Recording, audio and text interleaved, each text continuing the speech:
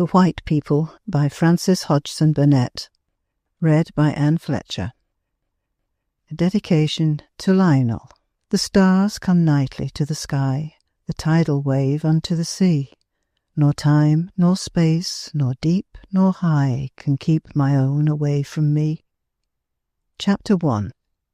Perhaps the things which happened could only have happened to me. I do not know. I never heard of things like them happening to anyone else. But I'm not sorry that they did happen. I am in secret deeply and strangely glad. I have heard other people say things, and they were not always sad people either, which made me feel that if they knew what I know, it would seem to them as though some awesome heavy load they had always dragged about with them had fallen from their shoulders. To most people everything is so uncertain that if they could only see or hear and know something clear, they would drop upon their knees and give thanks. That was what I felt myself before I found out so strangely, and I was only a girl. That is why I intend to write this down as well as I can. It will not be very well done, because I never was clever at all, and always found it difficult to talk. I say that perhaps these things could only have happened to me, because as I look back over my life, I realise that it has always been a rather curious one. Even when those who took care of me did not know I was thinking at all, I had begun to wonder if I were not different from other children. That was, of course, largely because Muircary Castle was in such a wild and remote part of Scotland that when my few relations felt they must pay me a visit as a mere matter of duty, their journey from London, or their pleasant places in the south of England, seemed to them like a pilgrimage to a sort of savage land. And when a conscientious one brought a child to play with me, the little civilized creature was as frightened of me as I was of it. My shyness and fear of its strangeness made us both dumb. No doubt I seemed like a new breed of inoffensive little barbarian, knowing no tongue but its own. A certain clannish etiquette made it seem necessary that a relation should pay me a visit sometimes, because I was in a way important. The huge, frowning feudal castle standing upon its battlemented rock was mine. I was a great heiress, and I was, so to speak, the chieftainess of the clan. But I was a plain, undersized little child, and had no attraction for anyone but Jean Braidfoot, a distant cousin, who took care of me, and Angus Mackay, who took care of the library and was a distant relative also. They were both like me in the fact that they were not given to speech, but sometimes we talked to one another, and I knew they were fond of me as I was fond of them. They were really all I had. When I was a little girl, I did not, of course, understand that I was an important person, and I could not have realized the significance of being an heiress. I had always lived in the castle and was used to its hugeness, of which I only knew corners. Until I was 7 years old, I think, I imagined all but very poor people lived in castles and were saluted by every one they passed. It seemed probable that all little girls had a piper who strode up and down the terrace and played on the bagpipes when guests were served in the dining hall. My piper's name was Fergus, and in time I found out that the guests from London could not endure the noise he made when he marched to and fro, proudly swinging his kilts and treading like a stag on a hillside. It was an insult to tell him to stop playing, because it was his religion to believe that the Muircary must be piped proudly to, and his ancestors had been pipers to the head of the clan for 5 generations. It was his duty to march round the dining hall and play while the guests feasted, but I was obliged in the end to make him believe that he could be heard better from the terrace, because when he was outside his music was not spoiled by the sound of talking.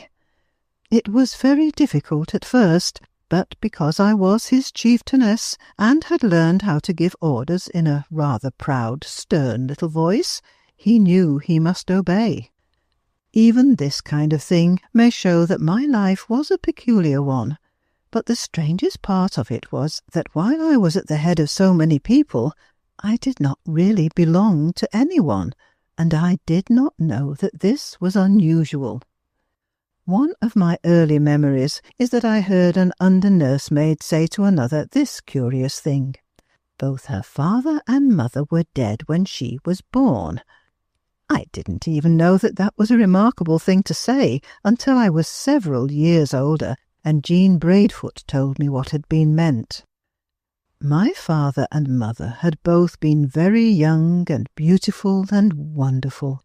It was said that my father was the handsomest chieftain in Scotland, and that his wife was as beautiful as he was. They came to Muircarry as soon as they were married and lived a splendid year there together. Sometimes they were quite alone and spent their days fishing or riding or wandering on the moor together, or reading by the fire in the library the ancient books Angus Mackay found for them. The library was a marvellous place, and Mackay knew every volume in it. They used to sit and read like children among fairy stories, and then they would persuade Mackay to tell them the ancient tales he knew, of the days when Agricola forced his way in among the men of the woods, who would die any savage death rather than be conquered. Mackay was a sort of heirloom himself, and he knew and believed them all. I don't know how it was that I myself seemed to see my young father and mother so clearly, and to know how radiant and wildly in love they were. Surely Jean Braidfoot had not words to tell me, but I knew. So I understood in a way of my own what happened to my mother one brilliant late October afternoon when my father was brought home dead, followed by the guests who had gone out shooting with him. His foot had caught in a tuft of heather, and his gun in going off had killed him. One moment he had been the handsomest young chieftain in Scotland, and when he was brought home they could not have let my mother see his face. But she never asked to see it. She was on the terrace which juts over the rock the castle is built on, and which looks out over the purple world of climbing moor. She saw from there the returning party of shooters and gillies winding its way slowly through the heather, following a burden carried on a stretcher of fir boughs. Some of her women guests were with her, and one of them said afterward that when she first caught sight of the moving figures, she got up slowly and crept to the stone balustrade with a crouching movement almost like a young leopardess preparing to spring. But she only watched, making neither sound nor movement until the cortege was near enough for her to see that every man's head was bowed upon his breast, and not one was covered. Then she said quite slowly, "They have taken off their bonnets," and fell upon the terrace like a dropped stone. It was because of this that the girls said that she was dead when I was born. It must have seemed almost as if she were not a living thing. She did not open her eyes or make a sound. She lay white and cold. The celebrated physicians who came from London talked of catalepsy and afterward wrote scientific articles which tried to explain her condition. She didn't know when I was born. She died a few minutes after I uttered my first cry. I know only one thing more, and that Jean Braidfoot told me after I grew up. Jean had been my father's nursery governess when he wore his first kilts, and she loved my mother fondly.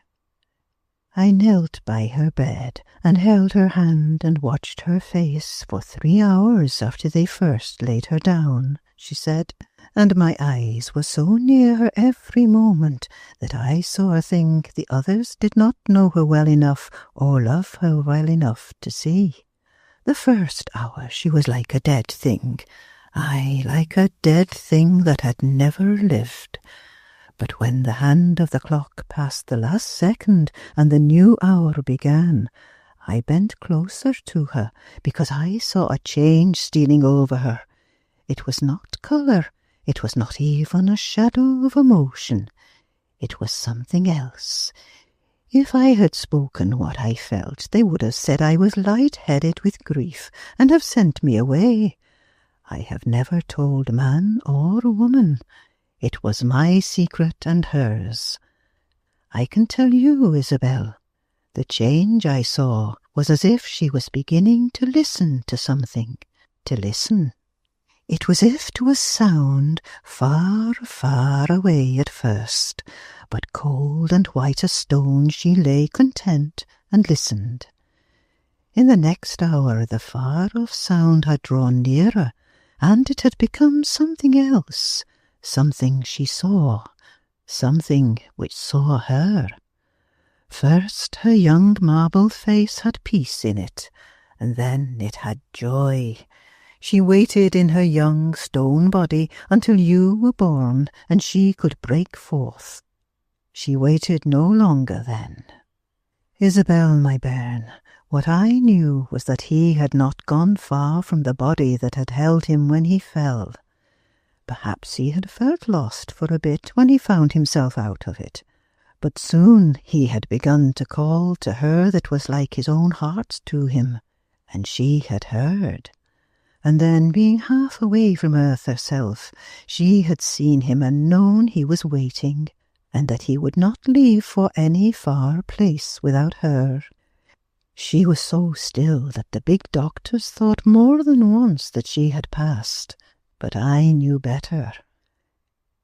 It was long before I was old enough to be told anything like this that I began to feel that the moor was in secret my companion and friend, that it was not only the moor to me, but something else.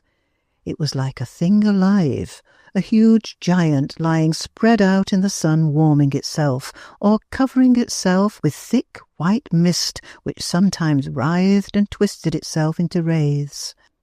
First I noticed and liked it some day perhaps when it was purple and yellow with gorse and heather and broom, and the honey scents drew bees and butterflies and birds. But soon I saw and was drawn by another thing. How young was I that afternoon when I sat in the deep window and watched the low, soft whiteness creeping out and hovering over the heather as if the moor had breathed it. I do not remember. It was such a low little mist at first, and it crept and crept until its creeping grew into something heavier and whiter, and it began to hide the heather and gorse and broom, and then the low young fir trees. It mounted and mounted. Sometimes a breath of wind twisted it into weird shapes, almost like human creatures. It opened and closed again, and then it dragged and crept and grew thicker. And as I pressed my face against the window pane, it mounted still higher and got hold of the moor and hid it, hanging heavy and white and waiting. That was what came into my child mind, that it had done what the moor had told it to do, had hidden things which wanted to be hidden, and then it waited.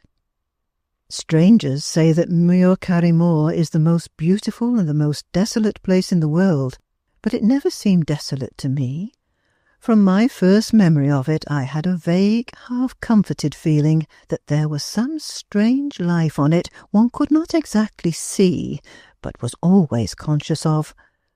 I know now why I felt this, but I did not know then. If I had been older when I first began to see what I did see there, I should no doubt have read things in books which would have given rise in my mind to doubts and wonders. But I was only a little child who had lived a life quite apart from the rest of the world. I was too silent by nature to talk and ask questions, even if I had had others to talk to. I had only Jean and Angus, and as I found out years later, they knew what I did not, and would have put me off with adroit explanations if I had been curious. But I was not curious. I accepted everything as it came and went. Chapter 2. I was only 6 when wee brown Elspeth was brought to me. Jean and Angus were as fond of each other in their silent way as they were of me, and they often went together with me when I was taken out for my walks. I was kept in the open air a great deal, and Angus would walk by the side of my small, shaggy Shetland pony and lead him over rough or steep places.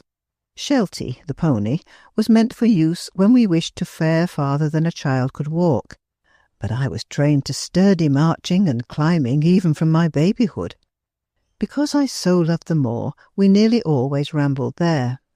Often we set out early in the morning, and some simple food was carried, so that we need not return to the castle until we chose. I would ride Sheltie and walk by turns until we found a place I liked. Then Jean and Angus would sit down among the heather, Sheltie would be secured, and I would wander about and play in my own way. I do not think it was in a strange way. I think I must have played as almost any lonely little girl might have played. I used to find a corner among the bushes and pretend it was my house and that I had little friends who came to play with me. I only remember one thing which was not like the ordinary playing of children. It was a habit I had of sitting quite still a long time and listening. That was what I called it, listening.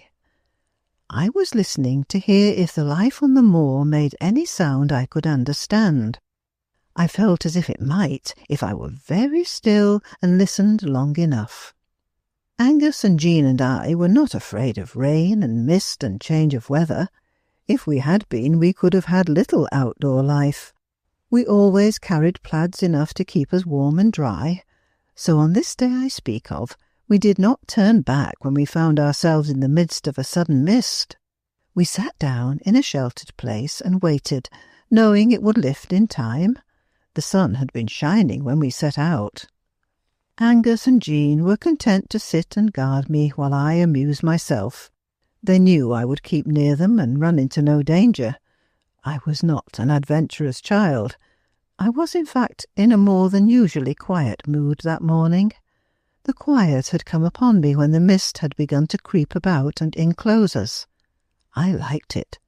I liked the sense of being shut in by the soft whiteness I had so often watched from my nursery window in the castle. "People might be walking about," I said to Angus when he lifted me from Sheltie's back. "We couldn't see them. They might be walking." "Nothing that would hurt ye, bairnie," he answered. "Oh, no, they wouldn't hurt me," I said. I had never been afraid that anything on the moor would hurt me. I played very little that day.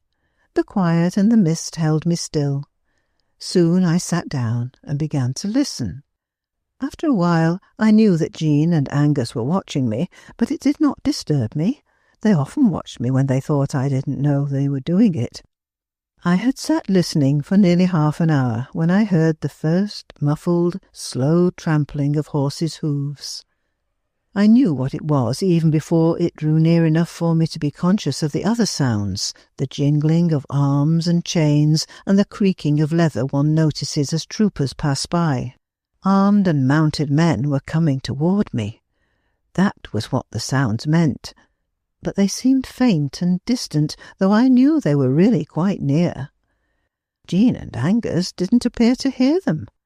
I knew that I only heard them because I had been listening. Out of the mist they rode, a company of wild-looking men wearing garments such as I had never seen before. Most of them were savage and uncouth, and their clothes were disordered and stained as if with hard travel and fight. I didn't know or even ask myself why they did not frighten me, but they did not. Suddenly I seemed to know that they were brave men and had been doing some brave, hard thing. Here and there among them I caught sight of a broken and stained sword or a dirk with only a hilt left. They were all pale, but their wild faces were joyous and triumphant. I saw it as they drew near. The man who seemed their chieftain was a lean giant who was darker, but under his darkness paler than the rest. On his forehead was a queer, star-shaped scar. He rode a black horse, and before him he held close with his left arm a pretty little girl dressed in strange, rich clothes. The big man's hand was pressed against her breast as he held her, but though it was a large hand, it did not quite cover a dark red stain on the embroideries of her dress. Her dress was brown, and she had brown hair and soft brown eyes like a little doe's. The moment I saw her, I loved her. The black horse stopped before me. The wild troop drew up and waited behind. The great lean rider looked at me a moment, and then lifting the little girl in his long arms, bent down and set her gently on her feet on the mossy earth in the mist beside me. I got up to greet her, and we stood smiling at each other, and in that moment, as we stood, the black horse moved forward, the muffled trampling began again, the wild company swept on its way, and the white mist closed behind it as if it had never passed. Of course, I know how strange this will seem to people who read it, but that cannot be helped and doesn't really matter. It was in that way the thing happened, and it didn't even seem strange to me. Anything might happen on the moor, anything. And there was the fair little girl with the eyes like a doe's. I knew she'd come to play with me, and we went together to my house among the bushes of broom and gorse and played happily. But before we began, I saw her stand and look wonderingly at the dark red stain on the embroideries on her childish breast. It was as if she were asking herself how it came there, and could not understand. Then she picked a fern and a bunch of the thick-growing bluebells and put them in her girdle in such a way that they hid its ugliness. I did not really know how long she stayed. I only knew that we were happy, and that though her way of playing was in some ways different from mine, I loved it and her. Presently the mist lifted and the sun shone, and we were deep in a wonderful game of being hidden in a room in a castle because something strange was going to happen which we were not told about. She ran behind a big gorse bush and did not come back. When I ran to look for her, she was nowhere. I could not find her, and I went back to Jean and Angus feeling puzzled. "Where did she go?" I asked them, turning my head from side to side. They were looking at me strangely, and both of them were pale. Jean was trembling a little. "Who was she, Isabel?" she said. "The little girl the men brought to play with me," I answered, still looking about me. "The big one on the black horse put her down, the big one with the star here." I touched my forehead where the queer scar had been.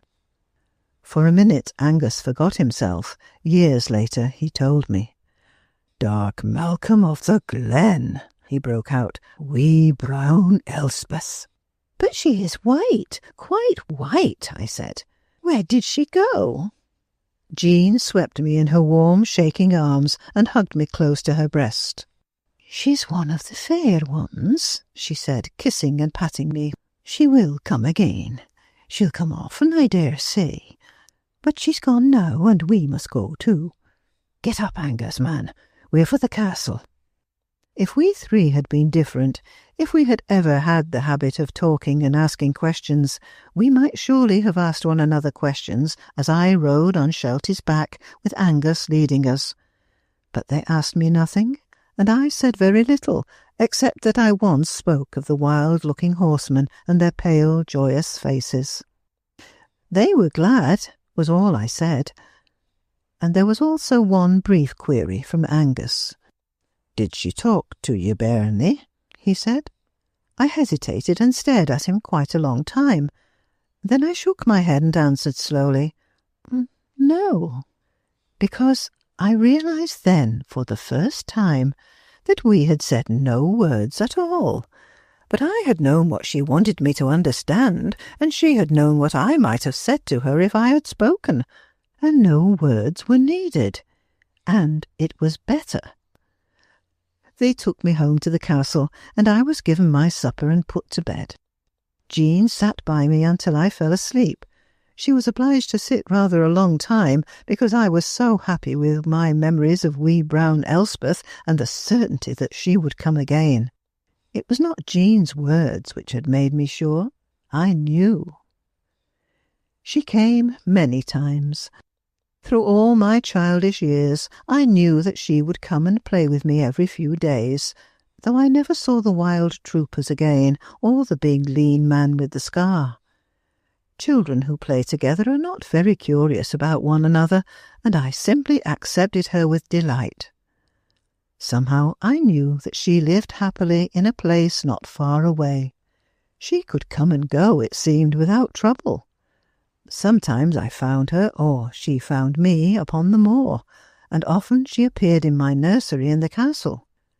When we were together, Jean Braidfoot seemed to prefer that we should be alone, and was inclined to keep the under-nurse occupied in other parts of the wing I lived in. I never asked her to do this, but I was glad that it was done. Wee Elspeth was glad too. After our first meeting she was dressed in soft blue or white, and the red stain was gone. But she was always wee brown Elspeth, with the doe-like eyes and the fair, transparent face, the very fair little face. As I had noticed the strange, clear pallor of the rough troopers, so I noticed that she was curiously fair, and as I occasionally saw other persons with the same sort of fairness, I thought it was a purity of complexion special to some, but not to all. I was not fair like that, and neither was anyone else I knew. Chapter 3. It was when I was 10 years old that wee Elspeth ceased coming to me, and though I missed her at first, it was not with a sense of grief or final loss. She had only gone somewhere. It was then that Angus Mackay began to be my tutor. He had been a profound student and had lived among books all his life. He had helped Jean in her training of me, and I had learned more than is usually taught to children in their early years. When a grand governess was sent to Muir Carry by my guardian, she was amazed at the things I was familiar with. But she abhorred the dark, frowning castle and the loneliness of the place, and would not stay.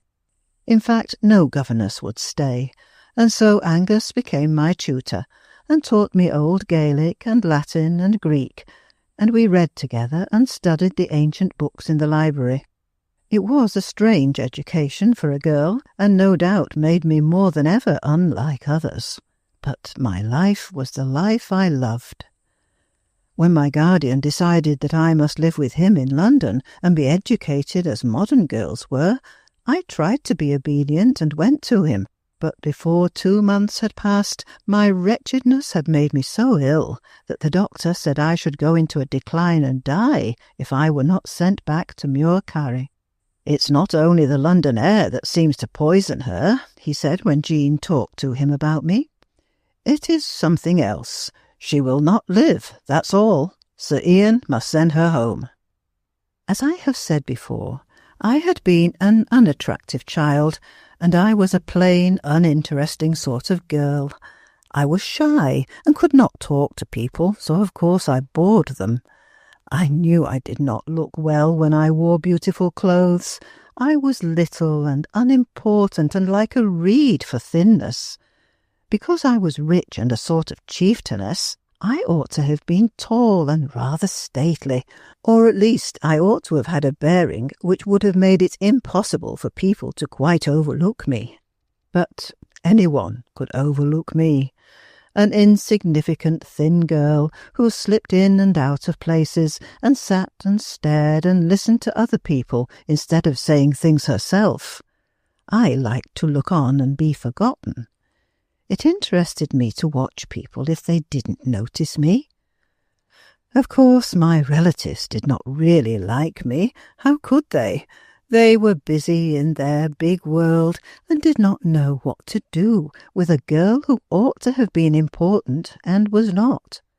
I am sure that in secret they were relieved when I was sent back to Muir Carry. After that, the life I loved went on quietly. I studied with Angus and made the book-walled library my own room. I walked and rode on the moor, and I knew the people who lived in the cottages and farms on the estate. I think they liked me, but I'm not sure, because I was too shy to seem very friendly.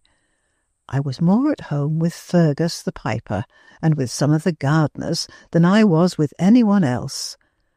I think I was lonely without knowing, but I was never unhappy.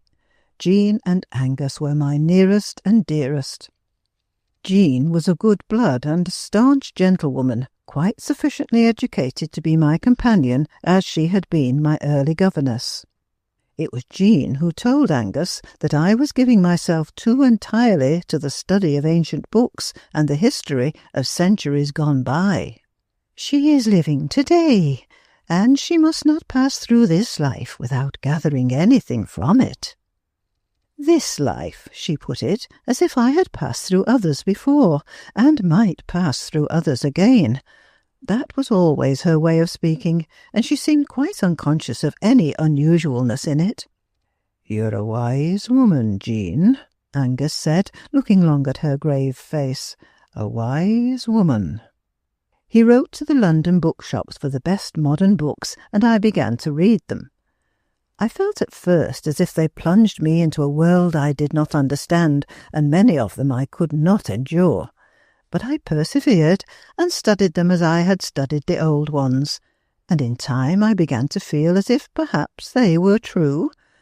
My chief weariness with them came from the way they had of referring to the things I was so intimate with as though they were only the unauthenticated history of a life so long past by that it could no longer matter to anyone.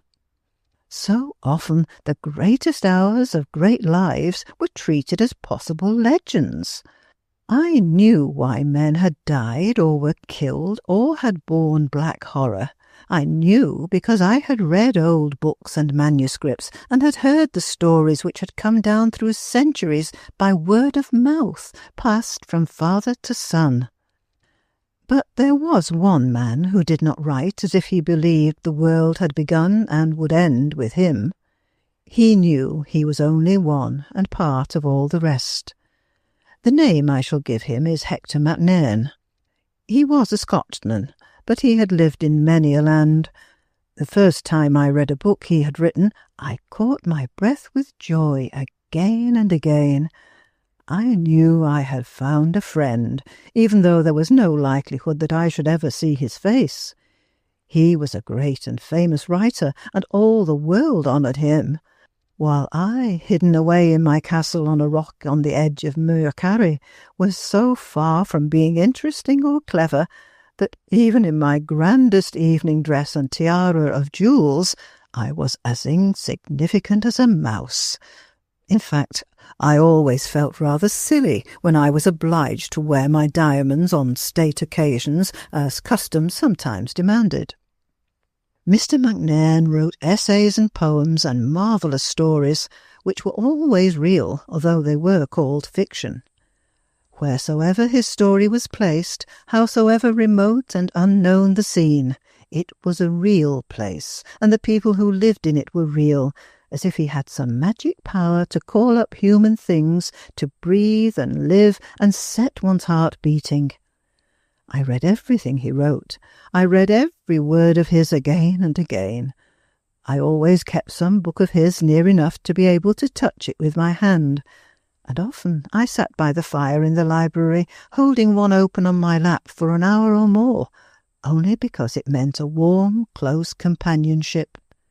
It seemed at those times as if he sat near me in the dim glow, and we understood each other's thoughts without using words, as wee brown Elspeth and I had understood. Only this was a deeper thing. I had felt near him in this way for several years, and every year he had grown more famous, when it happened that one June my guardian, Sir Ian, required me to go to London to see my lawyers and sign some important documents connected with the management of the estate.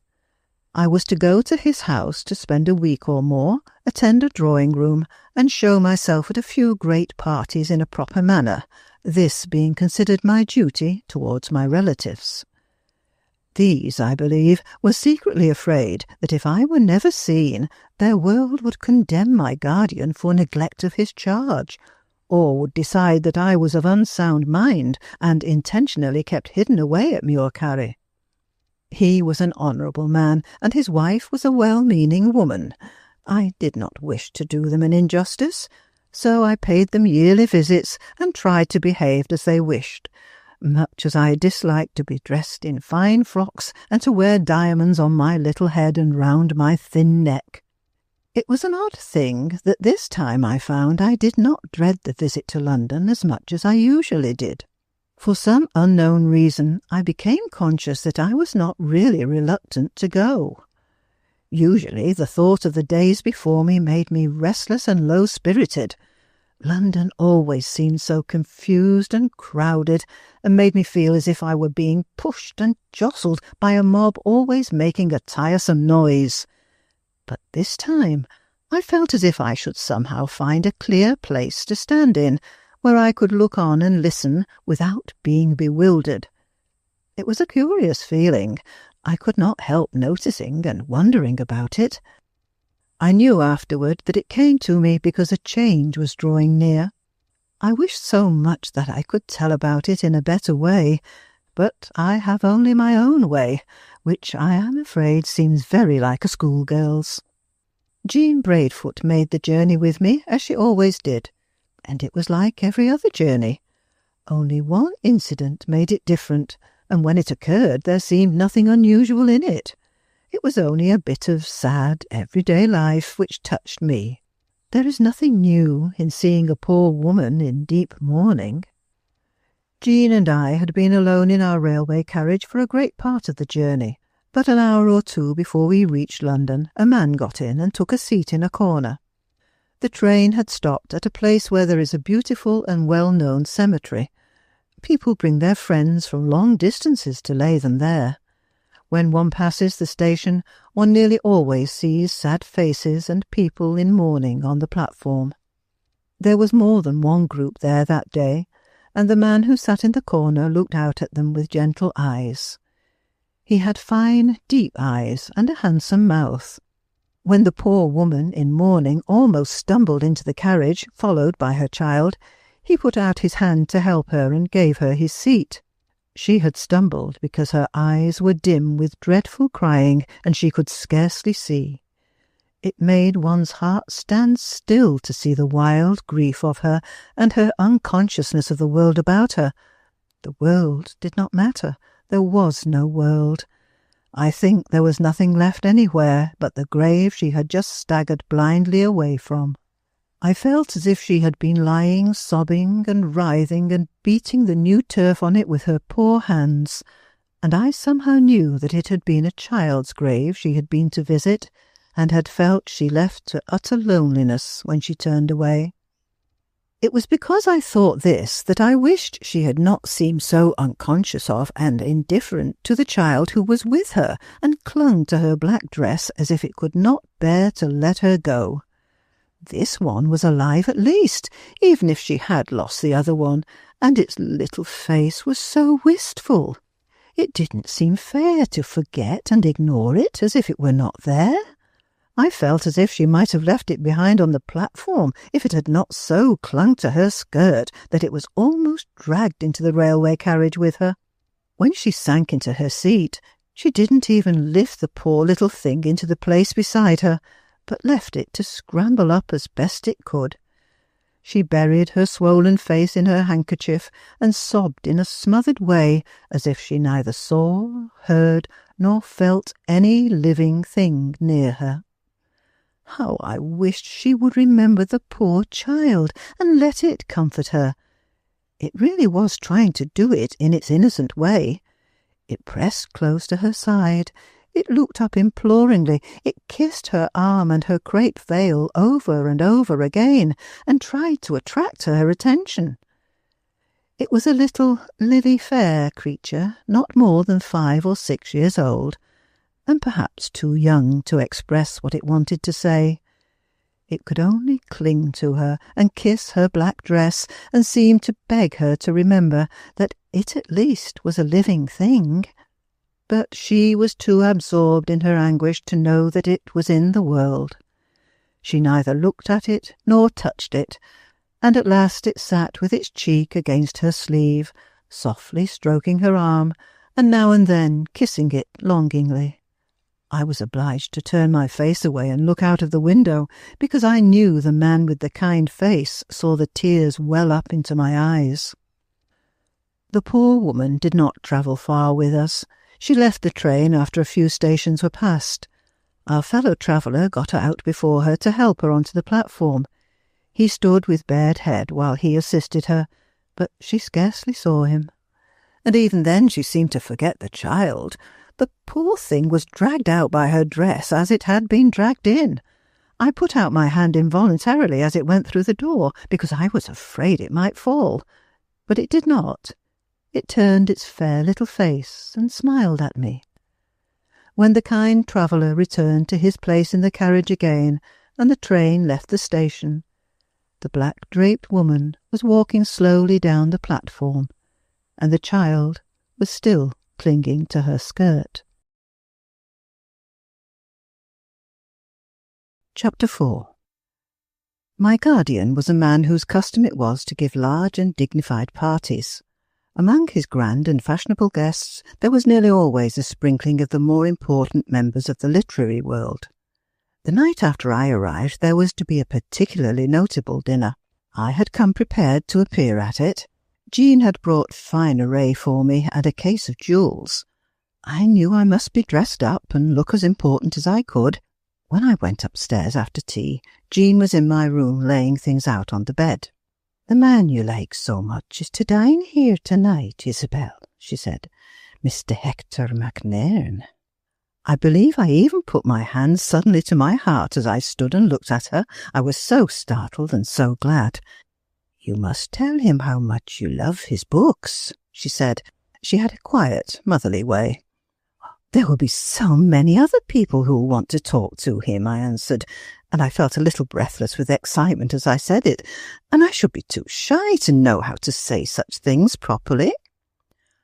"Oh, don't be afraid of him," was her advice. "The man will be like his books, and they're the joy of your life."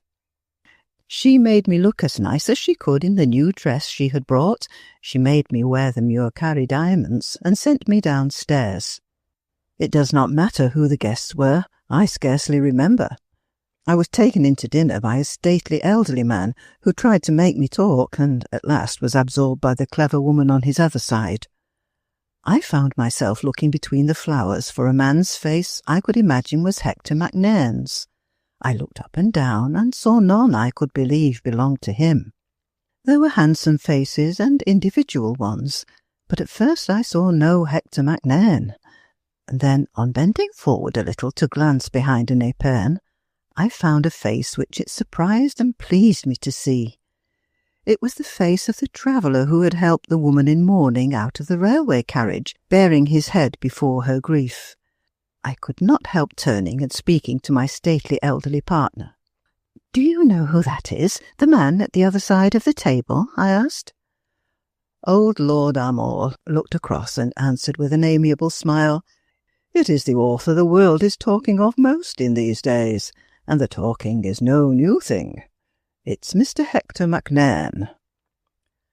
No one but myself could tell how glad I was. It seemed so right that he should be the man who had understood the deeps of a poor, passing stranger woman's woe. I had so loved that quiet bearing of his head. All at once I knew I should not be afraid of him. He would understand that I could not help being shy, that it was only my nature, and that if I said things awkwardly, my meanings were better than my words. Perhaps I should be able to tell him something of what his books had been to me. I glanced through the flowers again, and he was looking at me. I could scarcely believe it for a second, but he was. His eyes, his wonderful eyes, met mine. I could not explain why they were wonderful. I think it was the clearness and understanding in them, and a sort of great interestedness. People sometimes look at me from curiosity, but they do not look because they are really interested. I could scarcely look away, though I knew I must not be guilty of staring. A footman was presenting a dish at my side. I took something from it without knowing what it was. Lord Armor began to talk kindly. He was saying beautiful, admiring things of Mr. MacNairn and his work. I listened gratefully, and said a few words myself now and then. I was only too glad to be told of the great people and the small ones who were moved and uplifted by his thoughts. "You admire him very much, I can see," the amiable elderly voice said. I could not help turning and looking up. It's as if a great genius were one's friend, as if he talked and one listened, I said. "He is like a splendid dream which has come true." Old Lord Armore looked at me quite thoughtfully, as if he saw something new in me. "That is a good way of putting it, Miss Muircari," he answered. "MacNairn would like that. You must tell him about it yourself." I did not mean to glance through the flowers again, but I did it involuntarily, and I met the other eyes, the wonderful, interested ones, just as I had met them before. It almost seemed as if he had been watching me. It might be, I thought, because he only vaguely remembered seeing me before and was trying to recall where we had met. When my guardian brought his men guest to the drawing-room after dinner, I was looking over some old prints at a quiet, small table. There were a few minutes of smiling talk, and then Sir Ian crossed the room towards me, bringing someone with him. It was Hector MacNairn he brought. "Mr. MacNairn tells me you travelled together this afternoon without knowing each other," he said.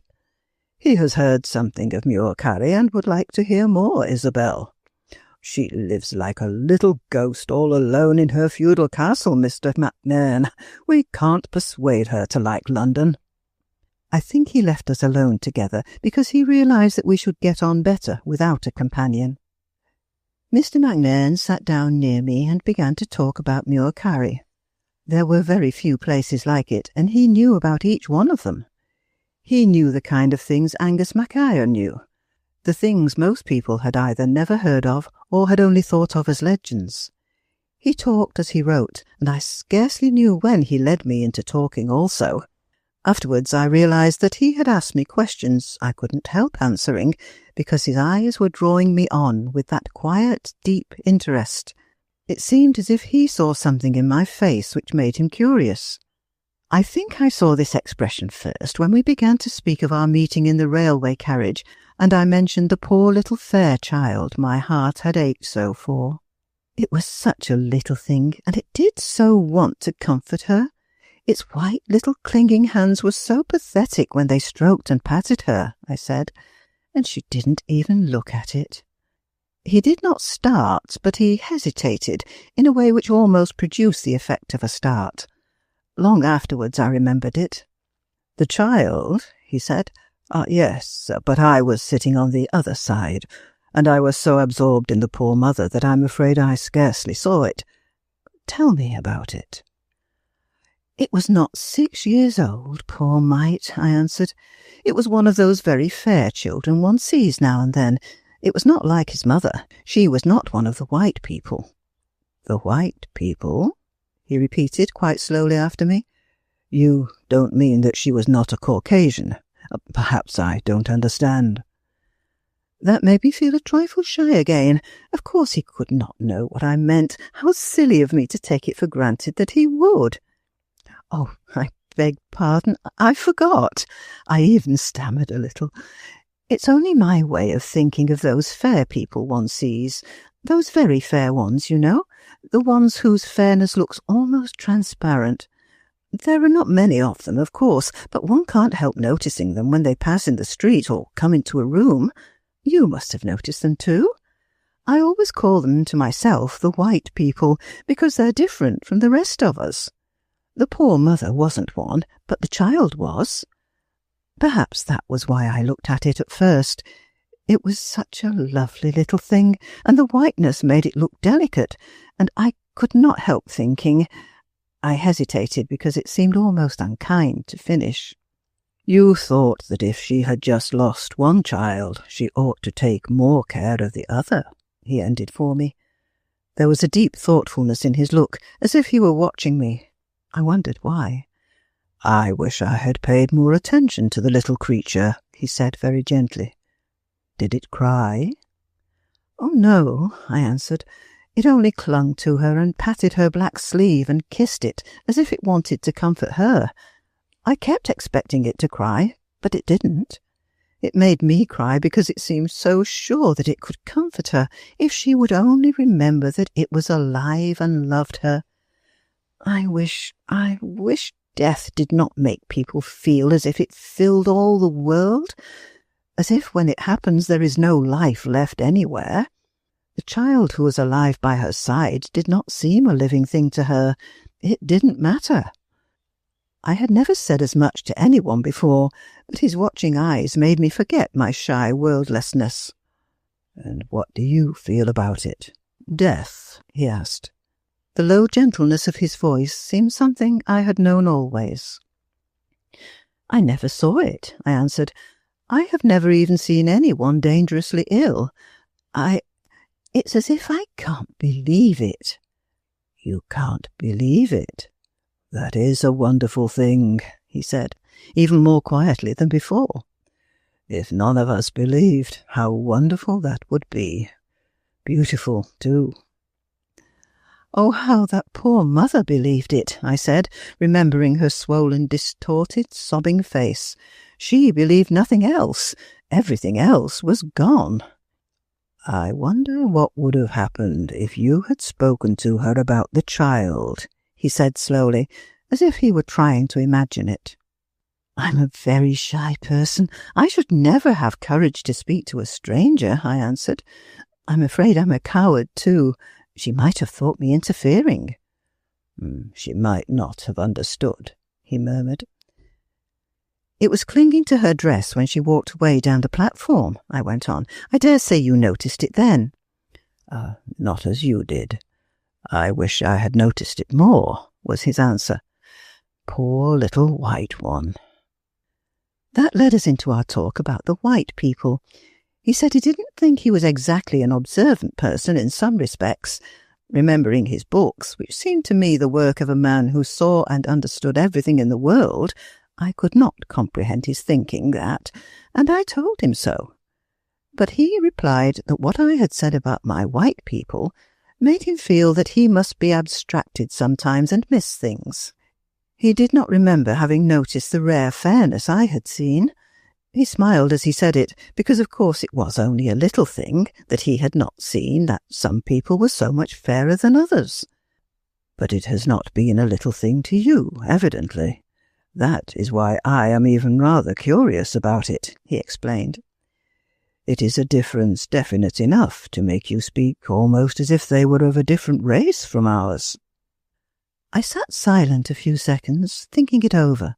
Suddenly I realized what I had never realized before. "Do you know," I said, as slowly as he himself had spoken, "I did not know that was true until you put it into words. I'm so used to thinking of them as different somehow that I suppose I do feel as if they were almost like another race in a way. Perhaps one would feel like that with a native Indian or a Japanese." "I dare say that is a good simile," he reflected. "Are they different when you know them well?" "I've never known one but wee brown Elspeth," I answered, thinking it over. He did start then, in the strangest way. "What?" he exclaimed. "What did you say?" I was quite startled myself. Suddenly he looked pale, and his breath caught itself. "I said wee Elspeth, wee brown Elspeth. She was only a child who played with me," I stammered, "when I was little." He pulled himself together almost instantly, though the colour did not come back to his face at once, and his voice was not steady for a few seconds. But he laughed outright at himself. "I beg your pardon," he apologised. "I've been ill and am rather nervous. I thought you said something you could not possibly have said. I almost frightened you, and you were only speaking of a little playmate. Oh, please, go on." "I was only going to say that she was fair like that, fairer than anyone I had ever seen. But when we played together she seemed like any other child. She was the first I ever knew." I told him about the misty day on the moor, and about the pale troopers, and the big, lean leader who carried Elspeth before him on his saddle. I had never talked to anyone about it before, not even to Jean Braidfoot, but he seemed to be so interested, as if the little story quite fascinated him. It was only an episode, but it brought in the weirdness of the moor and my childish fancies about the things hiding in the white mist and the castle frowning on its rock and my baby face pressed against the nursery window in the tower, and Angus and the library and Jean and her goodness and wise ways. It was dreadful to talk so much about oneself, but he listened so. His eyes never left my face. They watched and held me as if he were enthralled. Sometimes he asked a question. "I wonder who they were, the horsemen," he pondered. "Did you ever ask wee Elspeth?" "Oh, we were both too little to care. We only played," I answered him, "and they came and went so quickly that they were only a sort of a dream." "They seem to have been a strange lot. Wasn't Angus curious about them?" he suggested. "Angus never was curious about anything," I said. "Perhaps he knew something about them and would not tell me. When I was a little thing, I always knew he and Jean had secrets I was too young to hear. They hid sad and ugly things from me, or things that might frighten a child. They were very good." "Yes, they were good," he said thoughtfully. I think anyone would have been pleased to find herself talking quietly to a great genius, as quietly as if he were quite an ordinary person. But to me the experience was wonderful. I had thought about him so much, and with such adoring reverence, and he looked at me as if he truly liked me, even as if I was something new, a sort of discovery which interested him. I dare say that he had never before seen a girl who had lived so much alone and in such a remote and wild place. I believe Sir Ian and his wife were pleased too to see that I was talking. They were glad that their guest should see that I was intelligent enough to hold the attention even of a clever man. If Hector MacNairn was interested in me, I couldn't be as silly and dull as I looked. But on my part, I was only full of wonder and happiness. I was a girl, and he had been my only hero, and it seemed even as if he liked me and cared about my queer life. He was not a man who had the air of making confidences or talking about himself, but before we parted I seemed to know him and his surroundings as if he had described them. A mere phrase of his would make a picture. Such a few words made his mother quite clear to me. They loved each other in an exquisite, intimate way. She was a beautiful person. Artists had always painted her. He and she were completely happy when they were together. They lived in a house in the country, and I could not at all tell how I discovered that it was an old house with beautiful chimneys and a very big garden with curious high walls with corner towers round it. He only spoke of it briefly, but I saw it as a picture, and always afterwards, when I thought of his mother, I thought of her as sitting under a great and ancient apple tree with the long, late afternoon shadows stretching on the thick green grass. I suppose I saw that just because he said, "Will you come to tea under the big apple tree some afternoon when the late shadows are like velvet on the grass? That is perhaps the loveliest time." When we rose to go and join the rest of the party, he stood a moment and glanced around the room at our fellow guests. "Are there any of your white people here tonight?" he said, smiling. "I shall begin to look for them everywhere." I glanced over the faces carelessly. "There are none here tonight," I answered, and then I flushed because he had smiled. "It was only a childish name I gave them," I hesitated. "I forgot you wouldn't understand.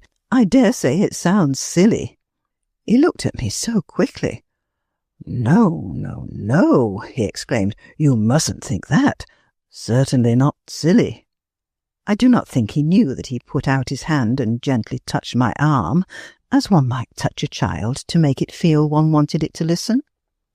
"You don't know," he said in his low, slow voice, "how glad I am that you have talked to me. Sir Ian said you were not fond of talking to people, and I wanted to know you." "Oh, you care about places like Muir Carry. That is why," I answered, feeling at once how much he understood. "I care for Muir Carry more than for all the rest of the world, and I suppose you saw it in my face. I dare say that the people who love that kind of life cannot help seeing it there." "Yes," he said, "it is in your eyes. It was what I saw and found myself wondering about when I watched you in the train.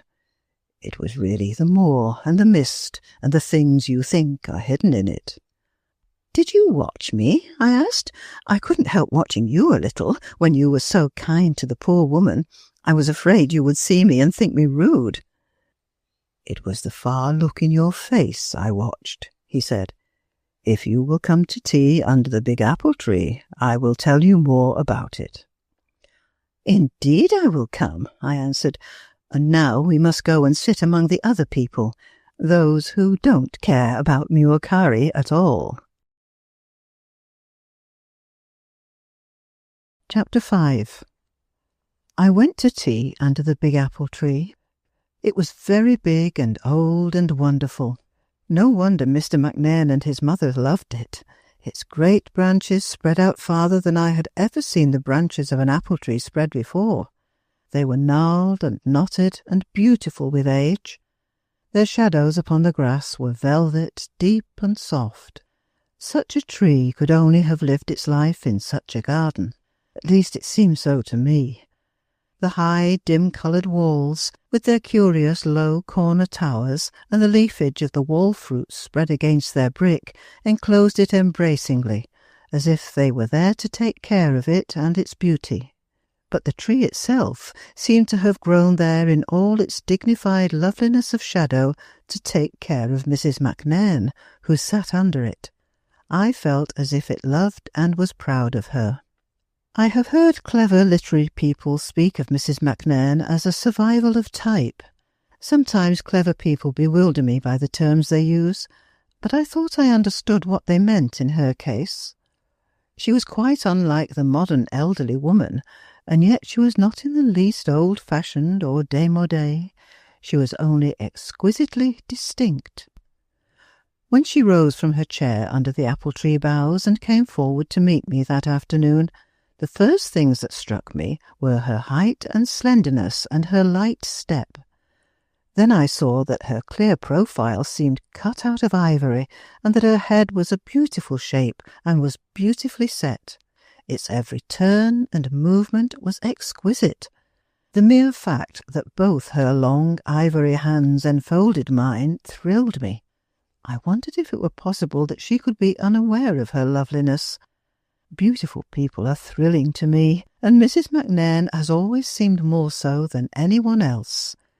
This is what her son once said of her: "She is not merely beautiful, she is beauty. Beauty's very spirit moving about among us mortals. Pure beauty." She drew me to a chair under her tree, and we sat down together. I felt as if she were glad that I had come. The watching look I had seen in her son's eyes was in hers also. They watched me as we talked, and I found myself telling her about my home as I had found myself telling him. He had evidently talked to her about it himself. I'd never met anyone who thought of Muokari as I did, but it seemed as if they who were strangers were drawn by its wild, beautiful loneliness as I was. I was happy. In my secret heart, I began to ask myself if it could be true that they made me feel a little as if I somehow belonged to someone. I had always seemed so detached from everyone. I had not been miserable about it, and I had not complained to myself. I only accepted the detachment as part of my kind of life. Mr. MacNairn came into the garden later, and several other people came in to tea. It was apparently a sort of daily custom that people who evidently adored Mrs. MacNairn dropped in to see and talk to her every afternoon. She talked wonderfully, and her friend's joy in her was wonderful too. It evidently made people happy to be near her.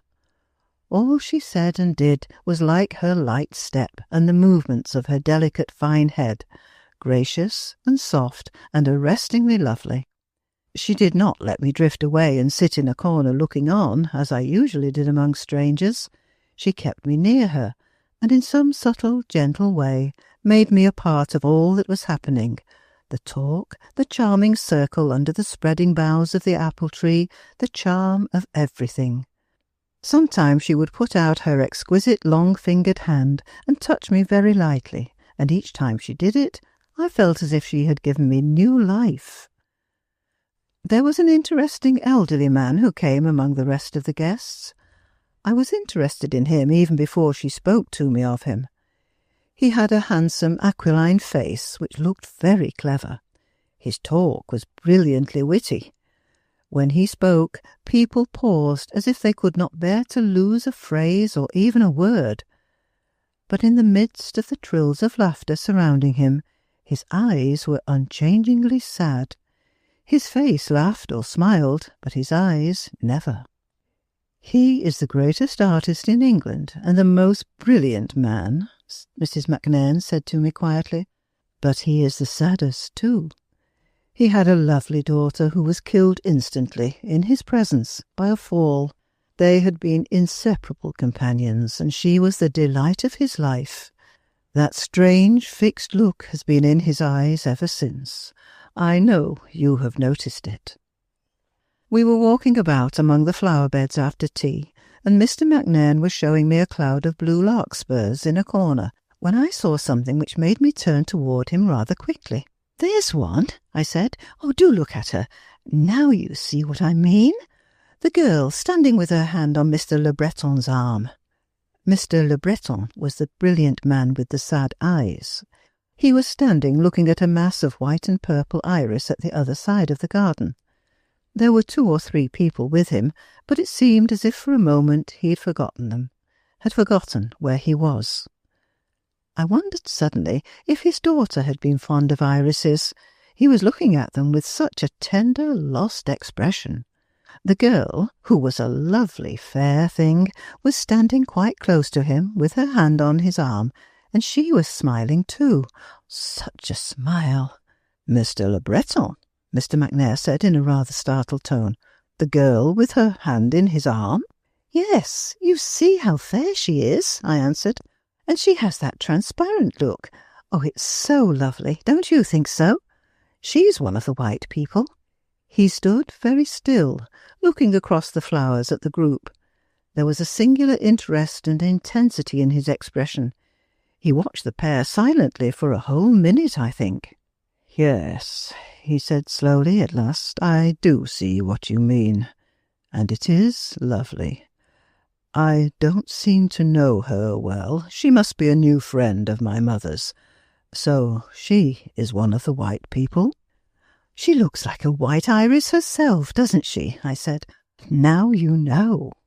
"Yes, now I know," he answered. I asked Mrs. Macnairn later who the girl was, but she didn't seem to recognise my description of her. Mr. Le Breton had gone away by that time, and so had the girl herself. "The tall, very fair one, in the misty pale grey dress," I said. "She was near Mr. Le Breton when he was looking at the iris bed. You were cutting some roses only a few yards away from her. That very fair girl?" Mrs. Macnairn paused a moment and looked puzzled. "Mildred Keith is fair," she reflected, "but she was not there then. I don't recall seeing a girl. I was cutting some buds for Mrs. Anstruther. She paused again and turned towards her son, who was standing watching us. I saw their eyes meet in a rather arrested way.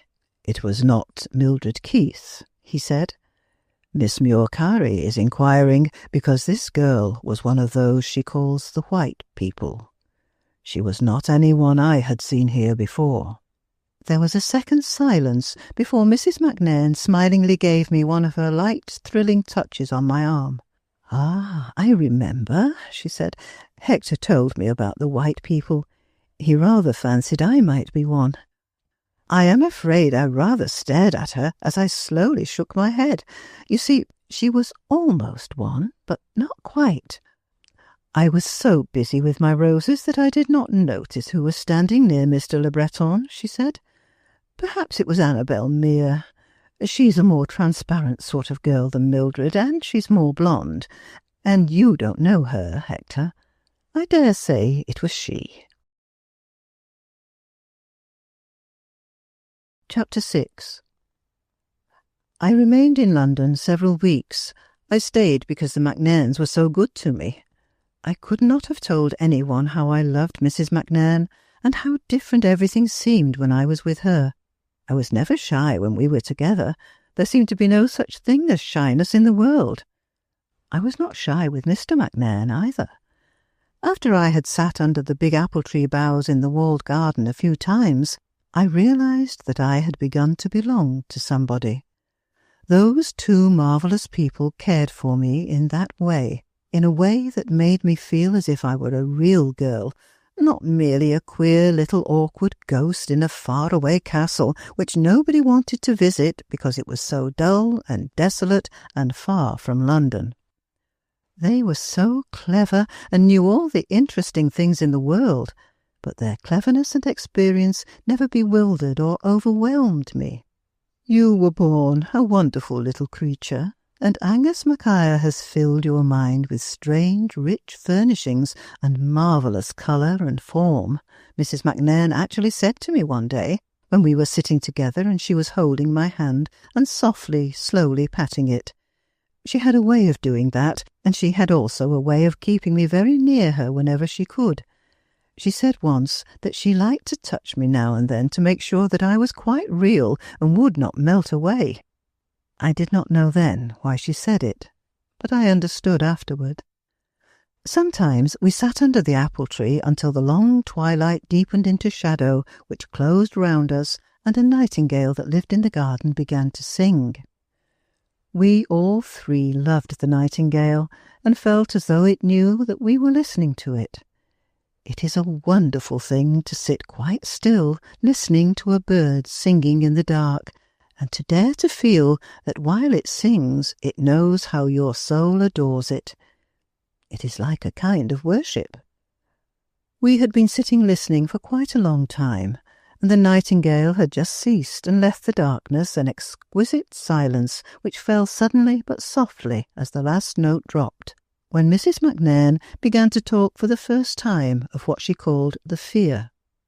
I don't remember just how she began, and for a few minutes I did not quite understand what she meant. But as she went on, and Mr. MacNairn joined in the talk, their meaning became a clear thing to me, and I knew that they were only talking quite simply of something they had often talked of before. They were not as afraid of the fear as most people are, because they had thought of and reasoned about it so much, and always calmly and with clear and open minds. By the fear, they meant that mysterious horror most people feel at the thought of passing out of the world they know into the one they don't know at all. How quiet, how still it was inside the walls of the old garden as we three sat under the boughs and talked about it. And what sweet night scents of leaves and sleeping flowers were in every breath we drew. And how one's heart moved and lifted when the nightingale broke out again. If one had seen or heard one little thing, if one's mortal being could catch one glimpse of light in the dark, Mrs. MacNairn's low voice said out of the shadow near me, the fear would be gone for ever. Perhaps the whole mystery is as simple as this, said her son's voice. As simple as this, that as there are tones of music too fine to be registered by the human ear, so there may be vibrations of light not to be seen by the human eye, form and colour as well as sounds, just beyond earthly perception, and yet as real as ourselves, as formed as ourselves, only existing in that other dimension. There was an intenseness which was almost a note of anguish in Mrs. MacNairn's answer, even though her voice was very low. I involuntarily turned my head to look at her, though of course it was too dark to see her face. I felt somehow as if her hands were wrung together in her lap. Oh, she said, if only one had some shadow of a proof that the mystery is only that we cannot see, that we cannot hear, though they are really quite near us, with us, the ones who seem to have gone away and whom we feel we cannot live without. If once we could be sure, there would be no fear, there would be none. Dearest, he often called her dearest, and his voice had a wonderful sound in the darkness. It was caress and strength, and seemed to speak to her of things they knew which I did not. We have vowed to each other that we will believe there is no reason for the fear. It was a vow between us. Oh, yes, yes, she cried breathlessly. Oh, but sometimes, Hector, sometimes. Miss Muircarry does not feel it. Oh, please say Isabel, I broke in. Please do. He went on as quietly as if he had not even paused. Isabel told me the first night we met that it seemed as if she could not believe in it. It never seemed real to me at all, I said. Perhaps that's because I can never forget what Jean told me about my mother lying still upon her bed and listening to someone calling her. I had told them Jean's story a few days before. I knew it was my father. Jean knew too. How did you know? Mrs. McNairn's voice was almost a whisper. I couldn't tell you that. I never asked myself how it was. But I knew. We both knew. Perhaps, I hesitated. It was because in the Highlands people often believe things like that. One hears so many stories all one's life that in the end they don't seem strange. I have always heard them. Those things, you know, about people who have the second sight, and about the seals who change themselves into men and come on shore and fall in love with girls and marry them. They say they go away now and then, and no one really knows where, but it is believed that they go back to their own people and change into seals again, because they must plunge and riot about in the sea. Sometimes they come home, but sometimes they do not. A beautiful young stranger with soft dark eyes appeared once not far from Muircarry, and he married a boatman's daughter. He was very restless one night and got up and left her, and she never saw him again. But a few days later, a splendid dead seal covered with wounds was washed up near his cottage. The fishers say that his people had wanted to keep him from his landwife, and they had fought with him and killed him. His wife had a son with strange velvet eyes like his father's, and she couldn't keep him away from the water. When he was old enough to swim, he swam out one day because he thought he saw some seals and wanted to get near them. He swam out too far, perhaps. He never came back, and the fishermen said his father's people had taken him. When one has heard stories like that all one's life, nothing seems very strange. Nothing really is strange, said Hector McNairn. Again and again through all the ages we've been told the secrets of the gods and the wonders of the law, and we have revered and echoed but never believed. When we believe and know all is simple, we shall not be afraid. You're not afraid, Isabel. Tell my mother that you're not. I turned my face toward her again in the darkness. I felt as if something was going on between them which he somehow knew I could help them in. It was as though he were calling on something in my nature which I did not myself comprehend, but which his profound mind saw and knew was stronger than I was. Suddenly I felt as if I might trust to him and to it, and that without being troubled or anxious I would just say the first thing which came into my mind, because it would be put there for me by some power which could dictate to me. I never felt younger or less clever than I did at that moment. I was only Isabel Muircarry, who knew almost nothing. But that did not seem to matter. It was such a simple, almost childish thing I told her. It was only about the dream. Chapter 7. The feeling you call the fear has never come to me, I said to her. And if it had, I think it would have melted away because of a dream I once had. I don't really believe it was a dream, but I call it one. I think I really went somewhere and came back. I often wonder why I came back. It was only a short dream, so simple that there's scarcely anything to tell, and perhaps it will not convey anything to you. But it has been part of my life. That time when I was out on the hillside. That is what I call the dream to myself, out on the hillside, as if it were a kind of unearthly poem. But it wasn't. It was more real than anything I have ever felt. It was real, real. I wish that I could tell it so that you would know how real it was. I felt almost piteous in my longing to make her know. I knew she was afraid of something, and if I could make her know how real that one brief dream had been, she would not be afraid any more. And I loved her. I loved her so much. I was asleep one night at Muircarry, I went on, and suddenly, without any preparatory dreaming, I was standing out on a hillside in moonlight softer and more exquisite than any I had ever seen or known before.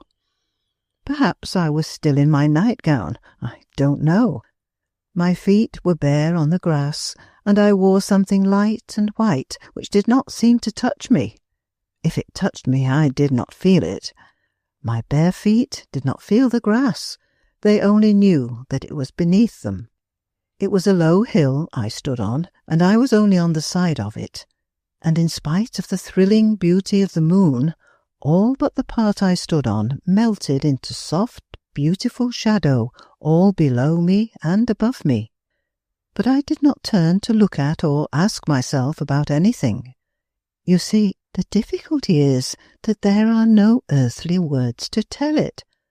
All my being was ecstasy, pure, light ecstasy. Oh, what poor words, but I know no others. If I said that I was happy, it would be nothing. I was happiness itself. I was pure rapture. I did not look at the beauty of the night, the sky, the marvellous melting shadow. I was part of it all, one with it. Nothing held me. Nothing.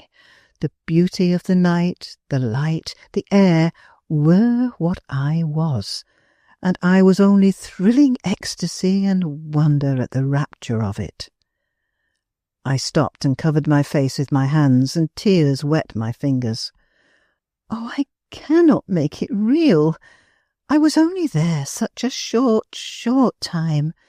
Even if you had been with me, I couldn't have found words for it even then. It was such a short time. I only stood and lifted my face and felt the joy of it, the pure marvel of joy.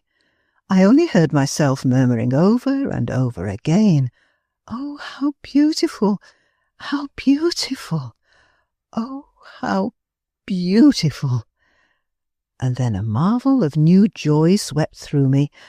I said very softly and very slowly, as if my voice were trailing away into silence, "Oh, I can lie down here on the grass and sleep all through the night under this moonlight. I can sleep, sleep." I began to sink softly down with the heavenliest feeling of relaxation and repose, as if there existed only the soul of beautiful rest. I sank so softly, and just as my cheek almost touched the grass, the dream was over. "Oh," cried Mrs. McNairn, "did you awaken?" "No, I came back. In my sleep I suddenly found myself creeping into my bed again as if I had been away somewhere. I was wondering why I was there, how I had left the hillside, and when I had left it. That part was a dream, but the other was not. I was allowed to go somewhere outside and come back. I caught at her hand in the dark. "The words are all wrong," I said. "It's because we have no words to describe that. But have I made you feel it at all? Oh, Mrs. McNairn, have I been able to make you know that it was not a dream?" She lifted my hand and pressed it passionately against her cheek, and her cheek too was wet. Wet. "No, it was not a dream," she said. "You came back. Thank God you came back, just to tell us that those who do not come back stand awakened in that ecstasy, and the fear is nothing, it is only the dream. The awakening is out on the hillside. Listen!" She started as she said it. "Listen, the nightingale is beginning again." He sent forth in the dark a fountain, a rising, aspiring fountain of golden notes which seemed to reach to heaven itself. The night was made radiant by them. He flung them upward like a shower of stars into the sky. We sat and listened, almost holding our breath. Oh, the nightingale, the nightingale! "He knows," Hector MacNairn's low voice said, "that it was not a dream." When there was silence again, I heard him leave his chair very quietly. "Good night, he said, and went away. I felt somehow that he had left us together for a purpose, but I did not even remotely dream what the purpose was. But soon she told me, almost in a whisper. "We love you very much, Isabel," she said. "You know that." "I love you both with all my heart," I answered. "Indeed I love you." "We two have been more to each other than mere mother and son. We have been sufficient for each other. But he began to love you that first day when he watched you in the railway carriage. He says it was the far look in your eyes which drew him."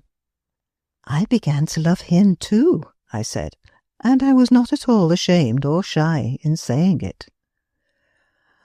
"We three might have spent our lives together," she went on. "It would have been a perfect thing. But... She stood up as if she could not remain seated. Involuntarily I stood up with her. She was trembling, and she caught and held me in her arms. "He cannot stay, Isabel," she ended. I could scarcely hear my own voice when I echoed the words. "He cannot stay?" "The time will come," she said, "when people who love each other will not be separated, when on this very earth there will be no pain, no grief, no age, no death, when all the world has learned the law at last. But we have not learned it yet. And here we stand. The greatest specialists have told us there is some fatal flaw in his heart. At any moment, when he is talking to us, when he is at his work, when he is asleep, he may cease. It will just be ceasing at any moment. He cannot stay." My own heart stood still for a second. Then there rose before me, slowly but clearly, a vision. The vision which was not a dream. "Out on the hillside," I murmured. "Out on the hillside." I clung to her with both arms and held her tight. I understood now why they had talked about the fear. These two, who were almost one soul, were trying to believe that they were not really to be torn apart, not really. They were trying to heap up for themselves proof that they might still be near each other. And above all, his effort was to save her from the worst, worst woe. And I understood too why something wiser and stronger than myself had led me to tell the dream, which was not a dream at all. But it was as she said. The world had not learned the secret yet, and there we stood. We did not cry or talk, but we clung to each other. We clung. That is all human creatures can do until the secret is known. And as we clung, the nightingale broke out again. "Oh, nightingale, oh, nightingale," she said in her low wonder of a voice. "What are you trying to tell us?" Chapter 8.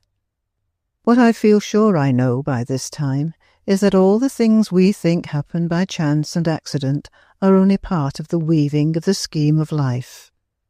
When you begin to suspect this and to watch closely, you also begin to see how trifles connect themselves with one another and seem in the end to have led to a reason and a meaning, though we may not be clever enough to see it clearly. Nothing is an accident. We make everything happen ourselves, the wrong things because we do not know or care whether we are wrong or right, the right ones because we unconsciously or consciously choose the right, even in the midst of our ignorance.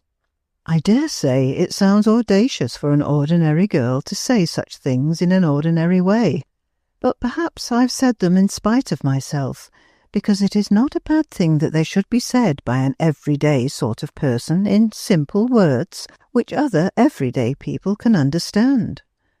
I am only expressing what has gradually grown into belief in my mind through reading with Angus ancient books and modern ones, books about faiths and religions, books about philosophies and magics, books about what the world calls marvels, but which are not marvels at all, but only workings of the law most people have not yet reasoned about or even accepted. Angus had read and studied them all his life before he began to read them with me, and we talked them over together, sitting by the fire in the library, fascinated and staring at each other, I in one high-backed chair and he in another on the opposite side of the hearth. Angus is wonderful, wonderful. He knows there's no such thing as chance. He knows that we ourselves are the working of the law, and that we ourselves could work what now are stupidly called miracles if we could only remember always what the law is. What I intended to say at first was merely that it was not by chance that I climbed to the shelf in the library that afternoon and pushed aside the books hiding the old manuscript which told the real story of Dark Malcolm of the Glen and wee brown Elspeth. It seemed like chance when it happened, but it was really the first step towards my finding out the strange, beautiful thing I knew soon afterward. From the beginning of my friendship with the MacNairns, I had hoped that they would come and stay with me at Muircarry. When they both seemed to feel such interest in all I told them of it, and not to mind its wild remoteness, I took courage and asked them if they would come to me. Most people are bored by the prospect of life in a feudal castle, however picturesquely it is set, in a place where there are no neighbours to count on. Its ancient stateliness is too dull. But the MacNairns were more allured by what Muircarry offered than they were by other and more brilliant invitations. So when I went back to the castle, I was only to be alone a week before they followed me. Jean and Angus were quite happy in their quiet way when I told them who I was expecting. They knew how glad I was myself. Jean was full of silent pleasure as she arranged the rooms I had chosen for my guests, rooms which had the most sweeping view of the moor. Angus knew that Mr. MacNairn would love the library, and he hovered about, consulting his catalogues and looking over his shelves, taking down volumes here and there, holding them tenderly in his long, bony old hand as he dipped into them. He made notes of the manuscripts and books he thought Mr. MacNairn would feel the deepest interest in. He loved his library with all his being, and I knew he looked forward to talking to a man who would care for it in the same way. He had been going over one of the higher shelves one day, and had left his step-ladder leaning against it when he went elsewhere. It was when I mounted the steps, as I often did when he left them, that I came upon the manuscript which related the old story of Dark Malcolm and his child. It had been pushed behind some volumes, and I took it out because it looked so old and yellow, and I opened it at once at the page where the tale began. At first I stood reading, and then I sat down on the broad top of the ladder and forgot everything. It was a savage history of ferocious hate and barbarous reprisals. It had been a feud waged between two clans for 3 generations. The story of Dark Malcolm and Ian Redhand was only part of it, but it was a gruesome thing. Pages told of the bloody deeds they wrought on each other's houses. The one human passion of Dark Malcolm's life was his love for his little daughter. She had brown eyes and brown hair, and those who most loved her called her wee brown Elspeth. Ian Redhand was richer and more powerful than Malcolm of the Glen, and therefore could more easily work his cruel will. He knew well of Malcolm's worship of his child, and laid his plans to torture him through her. Dark Malcolm, coming back to his rude small castle one night after a raid in which he had lost followers and weapons and strength, found that wee brown Elspeth had been carried away, and unspeakable taunts and threats left behind by Ian and his men. With unbound wounds, broken dirks and hacked swords, Dark Malcolm and the remnant of his troop of fighting clansmen rushed forth into the night. "Neither men nor weapons have we to win her back," screamed Dark Malcolm, raving mad, "but we may die fighting to get near enough to her to drive dirk into her little breast and save her from worse." They were a band of madmen in their black despair. How they tore through the black night, what unguarded weak spot they found in Ian's castle walls, how they fought their way through it, leaving their dead bodies in the path, none really ever knew. By what strange chance Dark Malcolm came upon wee brown Elspeth, craftily set to playing hide-and-seek with a child of Ian's, so that she might not cry out and betray her presence. How, already wounded to his death, he caught at and drove his dirk into her child heart, the story only offers guesses at. But kill and save her he did, falling dead with her body held against his breast, her brown hair streaming over it. Not one living man went back to the small, rude castle on the glen. Not one. I sat and read until the room grew dark. When I stopped, I found that Angus Mackay was standing in the dimness at the foot of the ladder. He looked up at me, and I down at him. For a few moments we were both quite still. "Is it the tale of Ian Redhand and Dark Malcolm you are reading?" he said at last. "And wee brown Elspeth, who was fought for and killed," I added slowly. Angus nodded his head with a sad face. "It was the only way for a father," he said. "A hound of hell was Ian. Such men were savage beasts in those days, not human." I touched the manuscript with my hand questioningly. "Did this fall at the back there by accident?" I asked. "Or did you hide it?" "I did," he answered. "It was no tale for a young thing to read. I have hidden many from you. You were always poking about in corners, Isabel."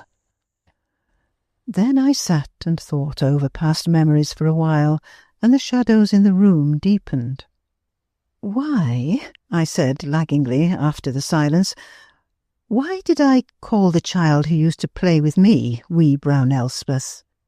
"It was your own fancy," was his reply. "I used to wonder myself, but I made up my mind that you had heard some of the maids talking, and the name had caught your ear. That would be a child's way." I put my forehead in my hands and thought again.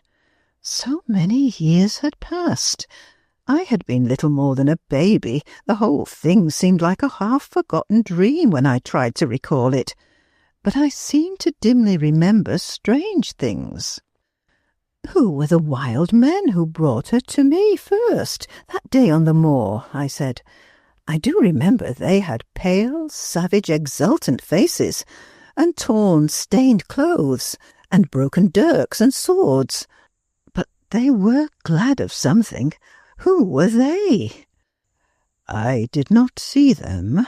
The mist was too thick," he answered. "They were some wild hunters, perhaps." "It gives me such a strange feeling to try and remember, Angus," I said, lifting my forehead from my hands. "Oh, don't try," he said. "Give me the manuscript and get down from the step-ladder. Come and look at the list of books I've made for Mr. MacNairn." I did as he told me, but I felt as if I were walking in a dream. My mind seemed to have left my body and gone back to the day when I sat a little child on the moor and heard the dull sound of horses' feet and the jingling metal and the creak of leather coming nearer in the thick mist. I felt as if Angus were in a queer, half-awake mood too, as if two sets of thoughts were working at the same time in his mind. One, his thoughts about Hector MacNairn and the books, the other some queer thoughts which went on in spite of him. When I was going to leave the library and go upstairs to dress for dinner, he said a strange thing to me, and he said it slowly and in a heavy voice. "There is a thing Jean and I have often talked of telling you," he said. "We have not known what it was best to do. Times we have been troubled because we could not make up our minds. This Mr. Hector MacNairn is no common man. He is one who is great and wise enough to decide things plain people could not be sure of. Jean and I are glad indeed that he and his mother are coming.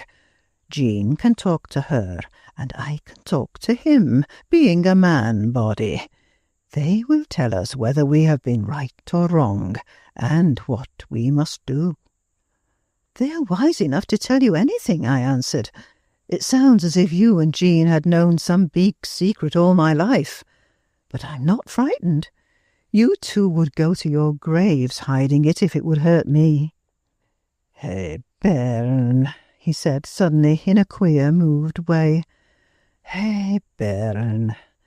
And he took hold of both my hands and kissed them, pressing them quite long and emotionally to his lips.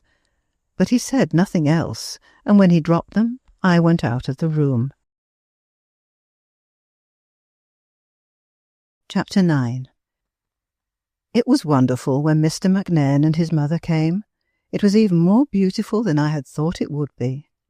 They arrived late in the afternoon, and when I took them out upon the terrace, the sun was reddening the moor, and even the rough grey towers of the castle were stained rose-colour.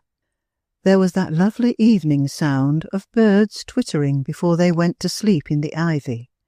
The glimpses of gardens below seemed like glimpses of rich tapestries set with jewels. And there was such stillness. When we drew our 3 chairs in a little group together and looked out upon it all, I felt as if we were almost in heaven. "Yes, yes," Hector said, looking round slowly. "It is all here." "Yes," his mother added in her lovely, lovely voice. "It is what made you, Isabel." It was so angelic of them to feel it all in that deep, quiet way, and to think that it was part of me and I a part of it. The climbing moon was trembling with beauty. Tender evening air quivered in the heather and fern, and the late birds called like spirits. Ever since the night when Mrs. MacNairn had held me in her arms under the apple tree while the nightingale sang, I had felt toward her son as if he were an archangel walking upon the earth. Perhaps my thoughts were exaggerated, but it seemed so marvellous that he should be moving among us, doing his work, seeing and talking to his friends, and yet that he should know that at any moment the great change might come, and he might awaken somewhere else, in quite another place. If he had been like other men, and I had been like other girls, I suppose that after that night, when I heard the truth, I should have been plunged into the darkest woe, and have almost sobbed myself to death. Why did I not? I do not know, except that I felt that no darkness could come between us, because no darkness could touch him. He could never be anything but alive, alive. If I couldn't see him, it would only be because my eyes were not clear and strong enough. I seemed to be waiting for something. I wanted to keep near him. I was full of this feeling as we sat together on the terrace and watched the moon. I could scarcely look away from him. He was rather pale that evening, but there seemed to be a light behind his pallor, and his eyes seemed to see so much more than the purple and yellow of the heather and gorse as they rested on them. After I had watched him silently for a little while, I leaned forward and pointed to a part of the moor where there was an unbroken blaze of gorse in full bloom, like a big patch of gold. "That is where I was sitting when wee brown Elspeth was first brought to me," I said. He sat upright and looked. "Is it?" he answered. "Will you take me there tomorrow? I have always wanted to see the place." "Would you like to go early in the morning? The mist is more likely to be there then, as it was that day. It's so mysterious and beautiful. Would you like to do that? I asked him. Better than anything else, he said. Yes, let us go in the morning. Wee brown Elspeth seems very near me this evening, I said. I feel as if... I broke off and began again. I have a puzzled feeling about her. This afternoon I found some manuscript pushed behind a book on a high shelf in the library. Angus said he had hidden it there because it was a savage story he did not wish me to read. It was the history of the feud between Ian Redhand and Dark Malcolm of the Glen. Dark Malcolm's child was called Wee Brown Elspeth hundreds of years ago. 500, I think.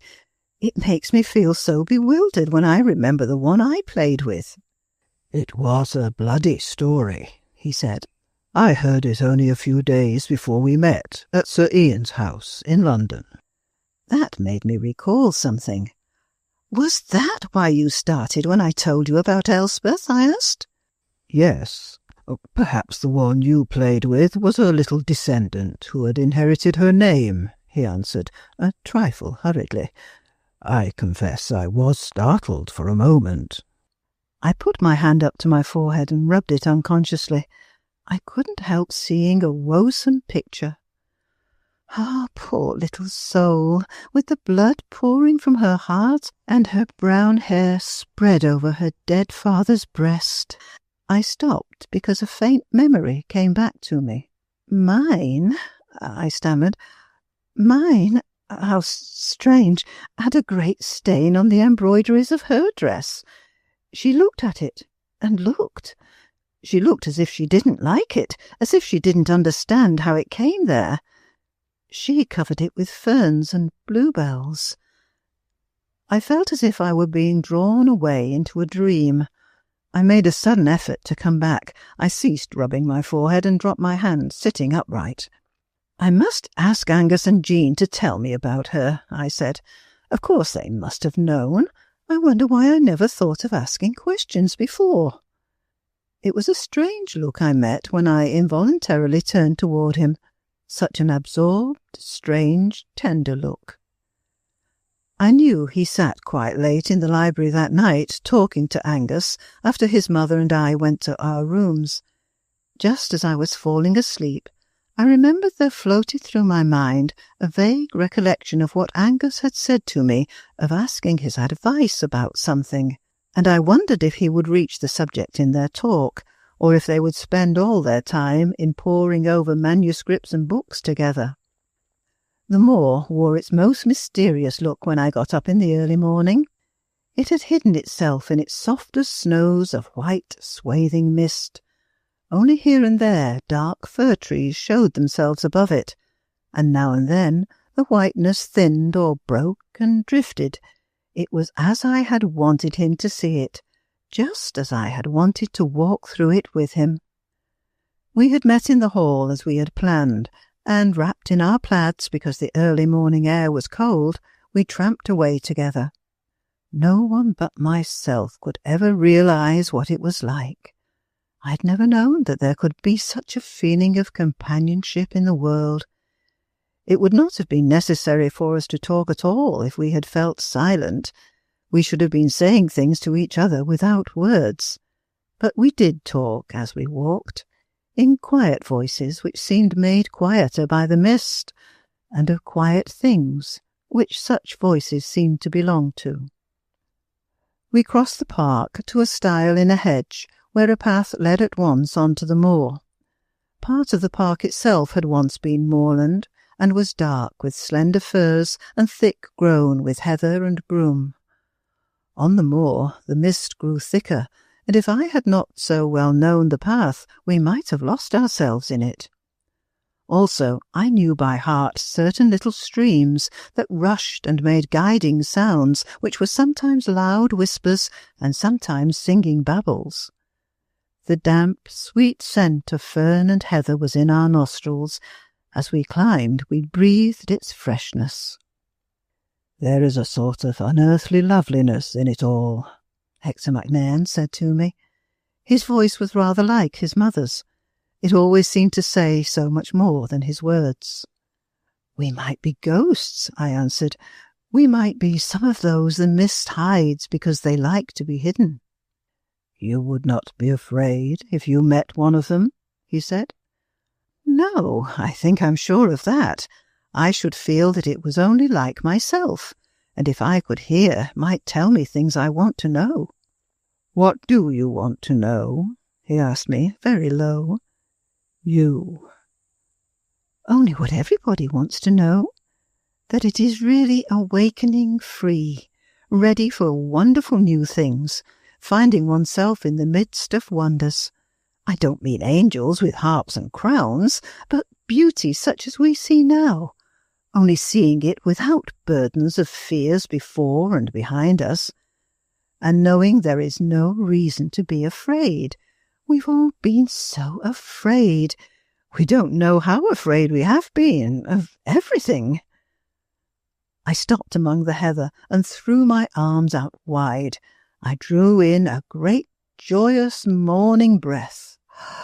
Free like that! It's the freeness, the light, splendid freeness I think of most.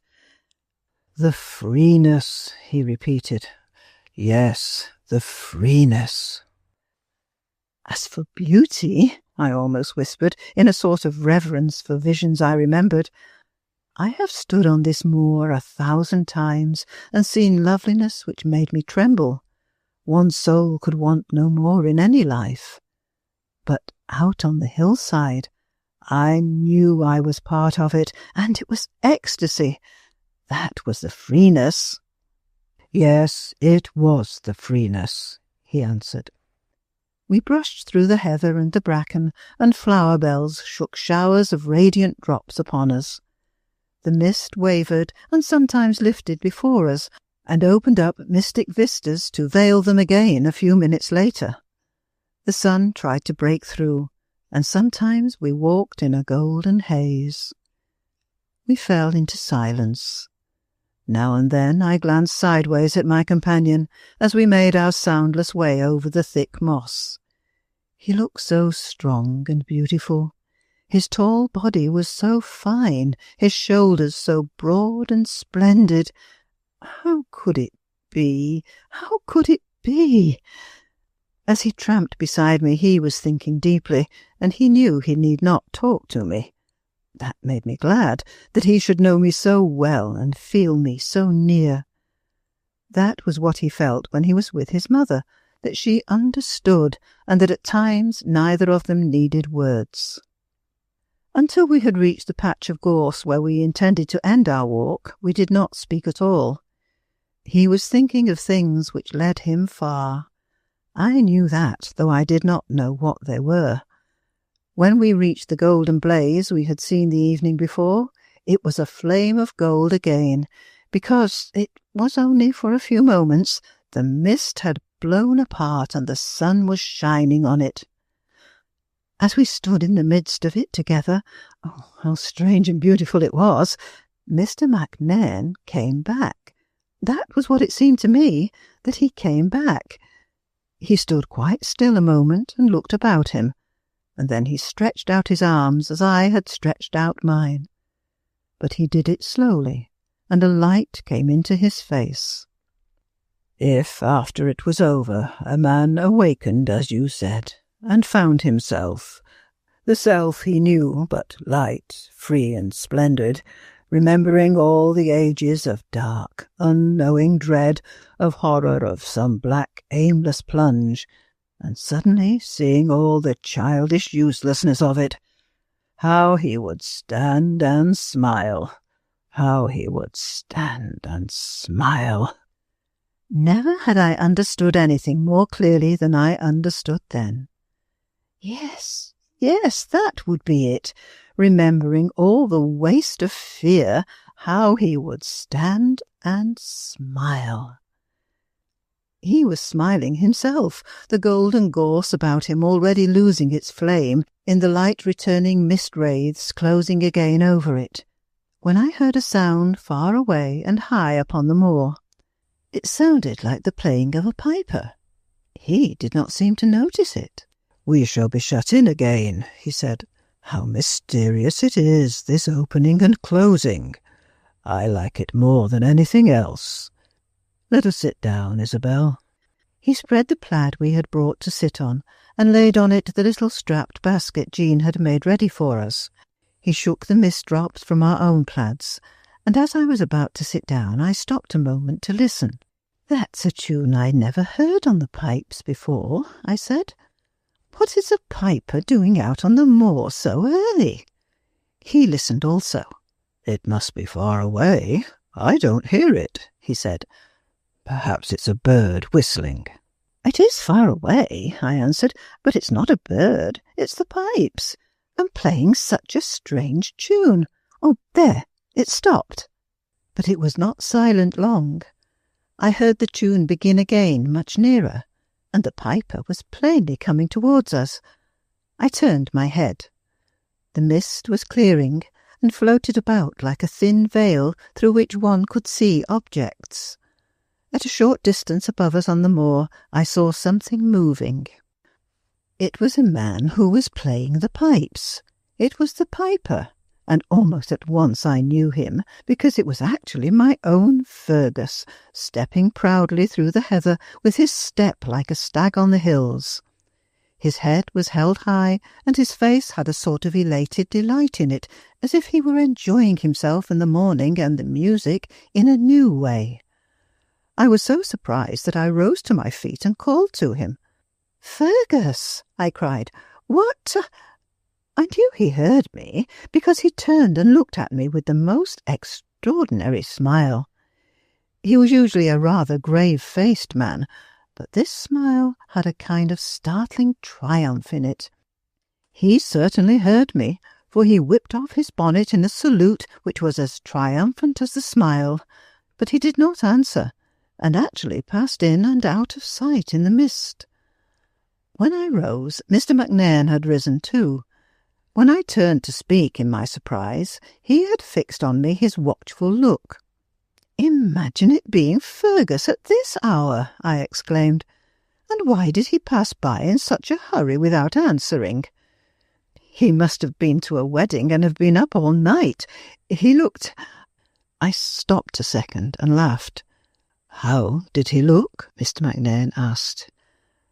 "Pale. Oh, that won't do, though he certainly didn't look ill." I laughed again. "I'm laughing because he looked almost like one of the white people." "Are you sure it was Fergus?" he said. "Oh, quite sure. No one else is the least like Fergus. Didn't you see him yourself?" "I don't know him as well as you do, and there was the mist," was his answer. "But he certainly was not one of the white people when I saw him last night." I wondered why he looked as he did when he took my hand and drew me down to my place on the plaid again. He did not let it go when he sat down by my side. He held it in his own large, handsome one, looking down on it a moment or so, and then he bent his head and kissed it long and slowly 2 or 3 times. "Dear little Isabel," he said. "Beloved, strange little Isabel." "Am I strange?" I said softly. "Yes, thank God," he answered. I had known that some day when we were at Muircarry together he would tell me what his mother had told me, about what we 3 might have been to one another. I trembled with happiness at the thought of hearing him say it himself. I knew he was going to say it now. He held my hand and stroked it. "My mother told you, Isabel, what I'm waiting for?" he said. "Yes." "Do you know I love you?" he said, very low. "Yes, I love you too. My whole life would have been heaven if we could always have been together," was my answer. He drew me up into his arms so that my cheek lay against his breast as I went on, holding fast to the rough tweed of his jacket and whispering, "I should have belonged to you too, heart and body and soul. I should never have been lonely again. I should have known nothing, whatsoever happened, but tender joy." "Whatsoever happened," he murmured. "Whatsoever happens now, Isabel, know nothing but tender joy. I think you can. Out on the hillside, let us remember." "Oh, yes, yes," I said, "out on the hillside." And our two faces, damp with the sweet mist, were pressed together. Chapter 10. The mist had floated away, and the moor was drenched with golden sunshine when we went back to the castle. As we entered the hall, I heard the sound of a dog howling, and spoke of it to one of the men-servants who had opened the door. "That sounds like Gelert. Is he shut up somewhere?" Gelert was a beautiful sheepdog who belonged to Fergus and was his heart's friend. I allowed him to be kept in the courtyard. The man hesitated before he answered me with a curiously grave face. "It is Gelert, miss. He is howling for his master. We were obliged to shut him in the stables." "But Fergus ought to have reached here by this time," I was beginning. I was stopped because I found Angus Mackay almost at my elbow. He had that moment come out of the library. He put his hand on my arm. "Will you come with me?" he said, and led me back to the room he had just left. He kept his hand on my arm when we all stood together inside, Hector and I looking at him in wondering question. He was going to tell me something. We both saw that. "It is a sad thing you have to hear," he said. "He was a fine man, Fergus, and a most faithful servant. He went to see his mother last night and came back late across the moor. There was a heavy mist, and he must have lost his way. A shepherd found his body in a tarn at daybreak. They took him back to his father's home." I looked at Hector MacNairn and again at Angus. "But it couldn't be Fergus," I cried. "I saw him an hour ago. He passed us playing on his pipes. He was playing a new tune I had never heard before, a wonderful, joyous thing. I both heard and saw him." Angus stood still and watched me. They both stood still and watched me, and even in my excitement I saw that each of them looked a little pale. "You said you didn't hear him at first, but you surely saw him when he passed so near," I protested. "I called to him, and he took off his bonnet, though he did not stop. He was going so quickly that perhaps he did not hear me call his name." What strange thing in Hector's look checked me, who knows? "You did see him, didn't you?" I asked of him. Then he and Angus exchanged glances, as if asking each other to decide some grave thing. It was Hector MacNairn who decided it. "No," he answered very quietly. "I neither saw nor heard him, even when he passed. But you did." "I did, quite plainly," I went on, more and more bewildered by the way in which they kept a sort of tender, awed gaze fixed on me. "You remember, I even noticed that he looked pale. I laughed, you know, when I said he looked almost like one of the white people." Just then my breath caught itself and I stopped. I began to remember things, hundreds of things. Angus spoke to me again as quietly as Hector had spoken.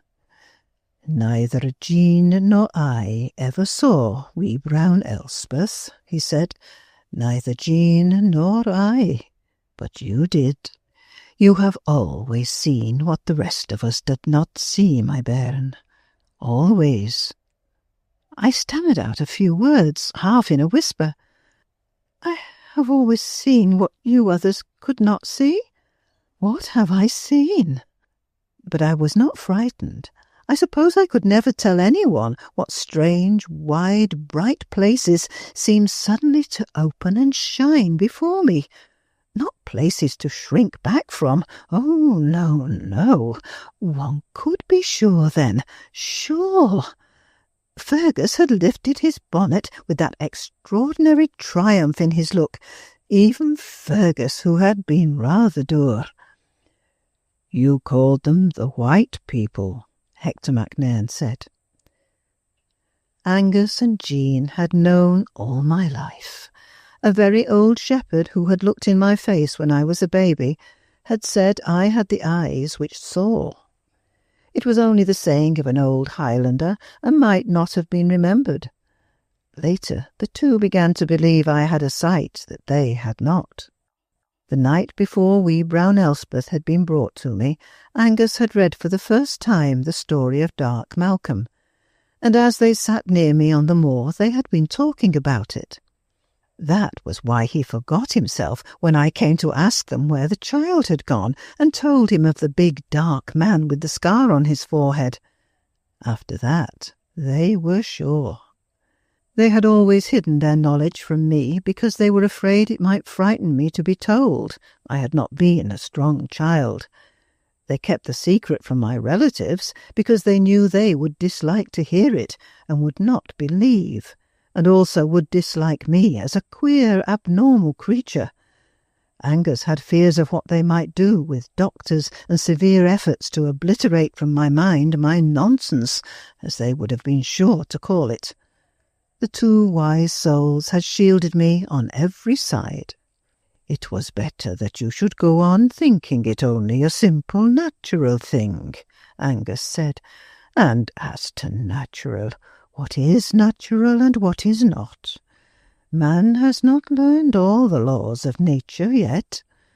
Nature's a grand, rich, endless thing, always unrolling her scroll with writings that seem new on it. They're not new.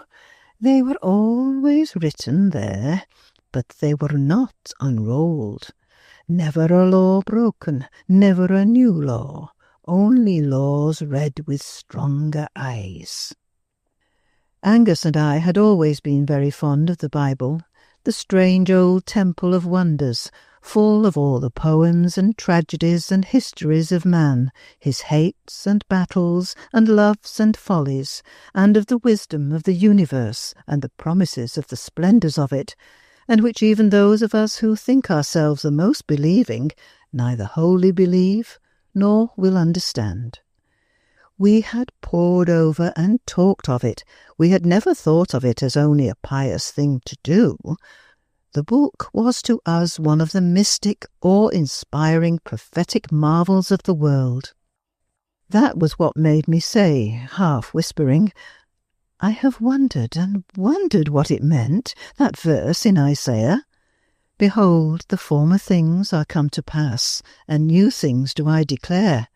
Before they spring forth, I tell you of them. Perhaps it means only the unrolling of the scroll.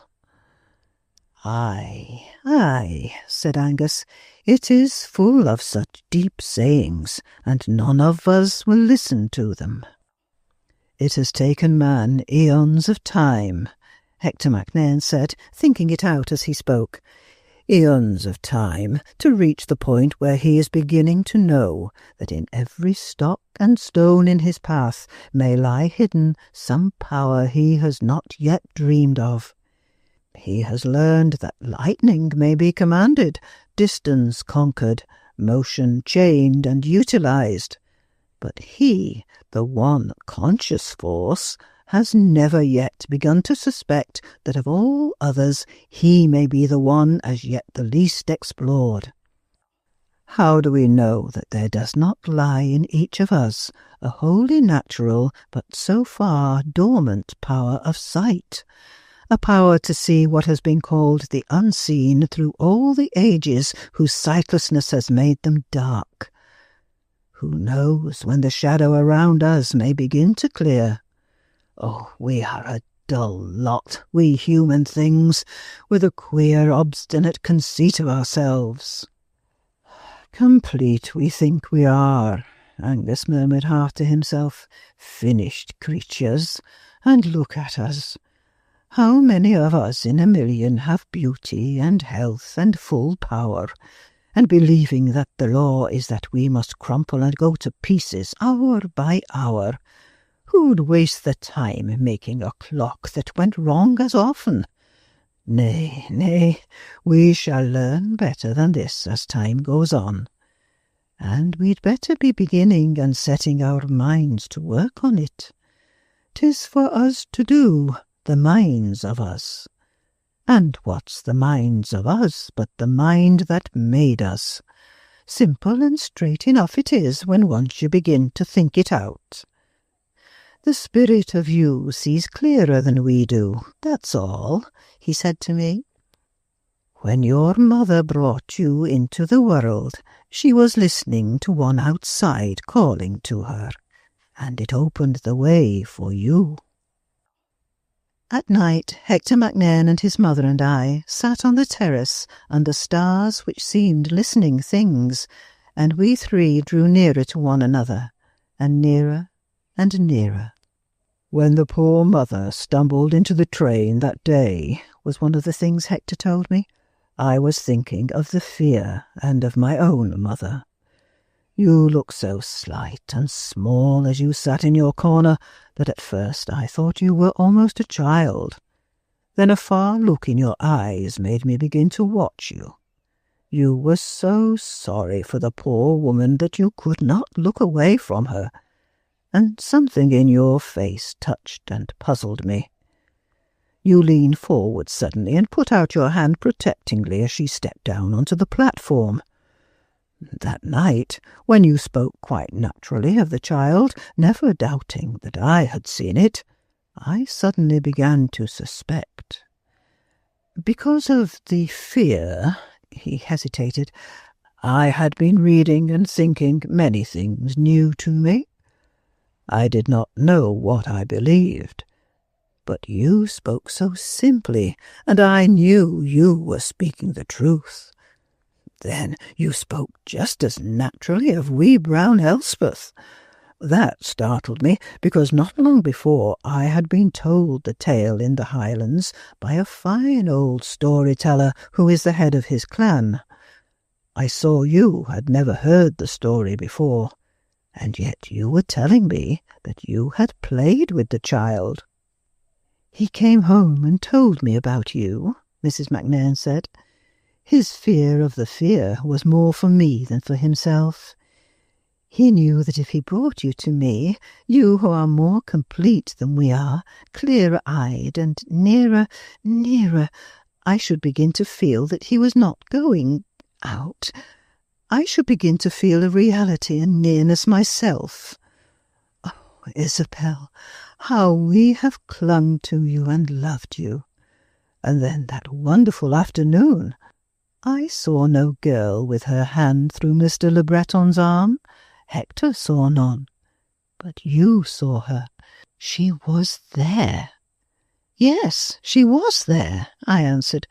She was there, smiling up at him. I wish he could have known. What does it matter if this seems a strange story? To some it will mean something, to some it will mean nothing. To those it has a meaning for, it will open wide windows into the light and lift heavy loads. That would be quite enough, even if the rest thought it only the weird fancy of a queer girl who had lived alone and given rein to her silliest imaginings. I wanted to tell it, howsoever poorly and ineffectively it was done.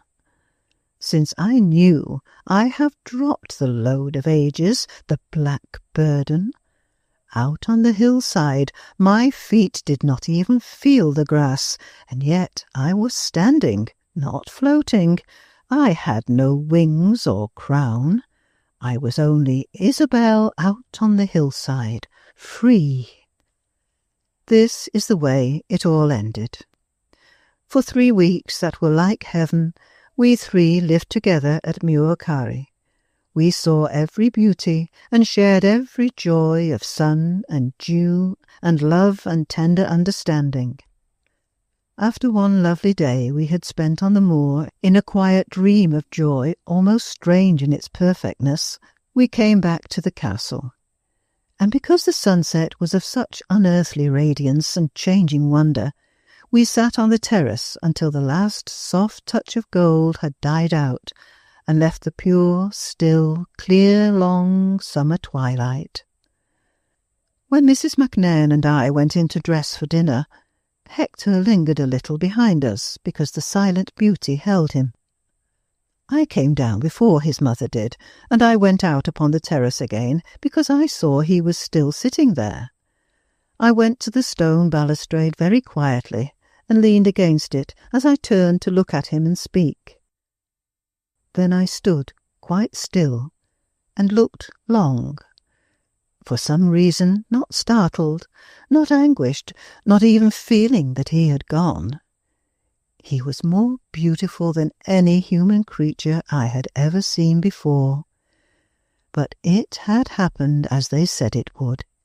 He had not ceased, but something else had. Something had ceased. It was the next evening before I came out on the terrace again. The day had been more exquisite and the sunset more wonderful than before. Mrs. MacNairn was sitting by her son's side in the bedroom, whose windows looked over the moor. I am not going to say one word of what had come between the two sunsets. Mrs. MacNairn and I had clung and clung. We had promised never to part from each other. I did not quite know why I went out onto the terrace. Perhaps it was because I had always loved to sit or stand there. This evening I stood and leaned upon the balustrade, looking out far, far, far over the moor. I stood and gazed and gazed. I was thinking about the secret and the hillside. I was very quiet as the twilight's self. And there came back to me the memory of what Hector had said as we stood on the golden patch of gorse when the mist had for a moment or so blown aside, what he had said of man's awakening and remembering all the ages of childish, useless dread, how he would stand. I did not turn suddenly, but slowly. I was not startled in the faintest degree. He stood there close to me, as he had so often stood, and he stood and smiled. I have seen him many times since. I shall see him many times again, and when I see him, he always stands and smiles. End of The White People by Frances Hodgson Burnett.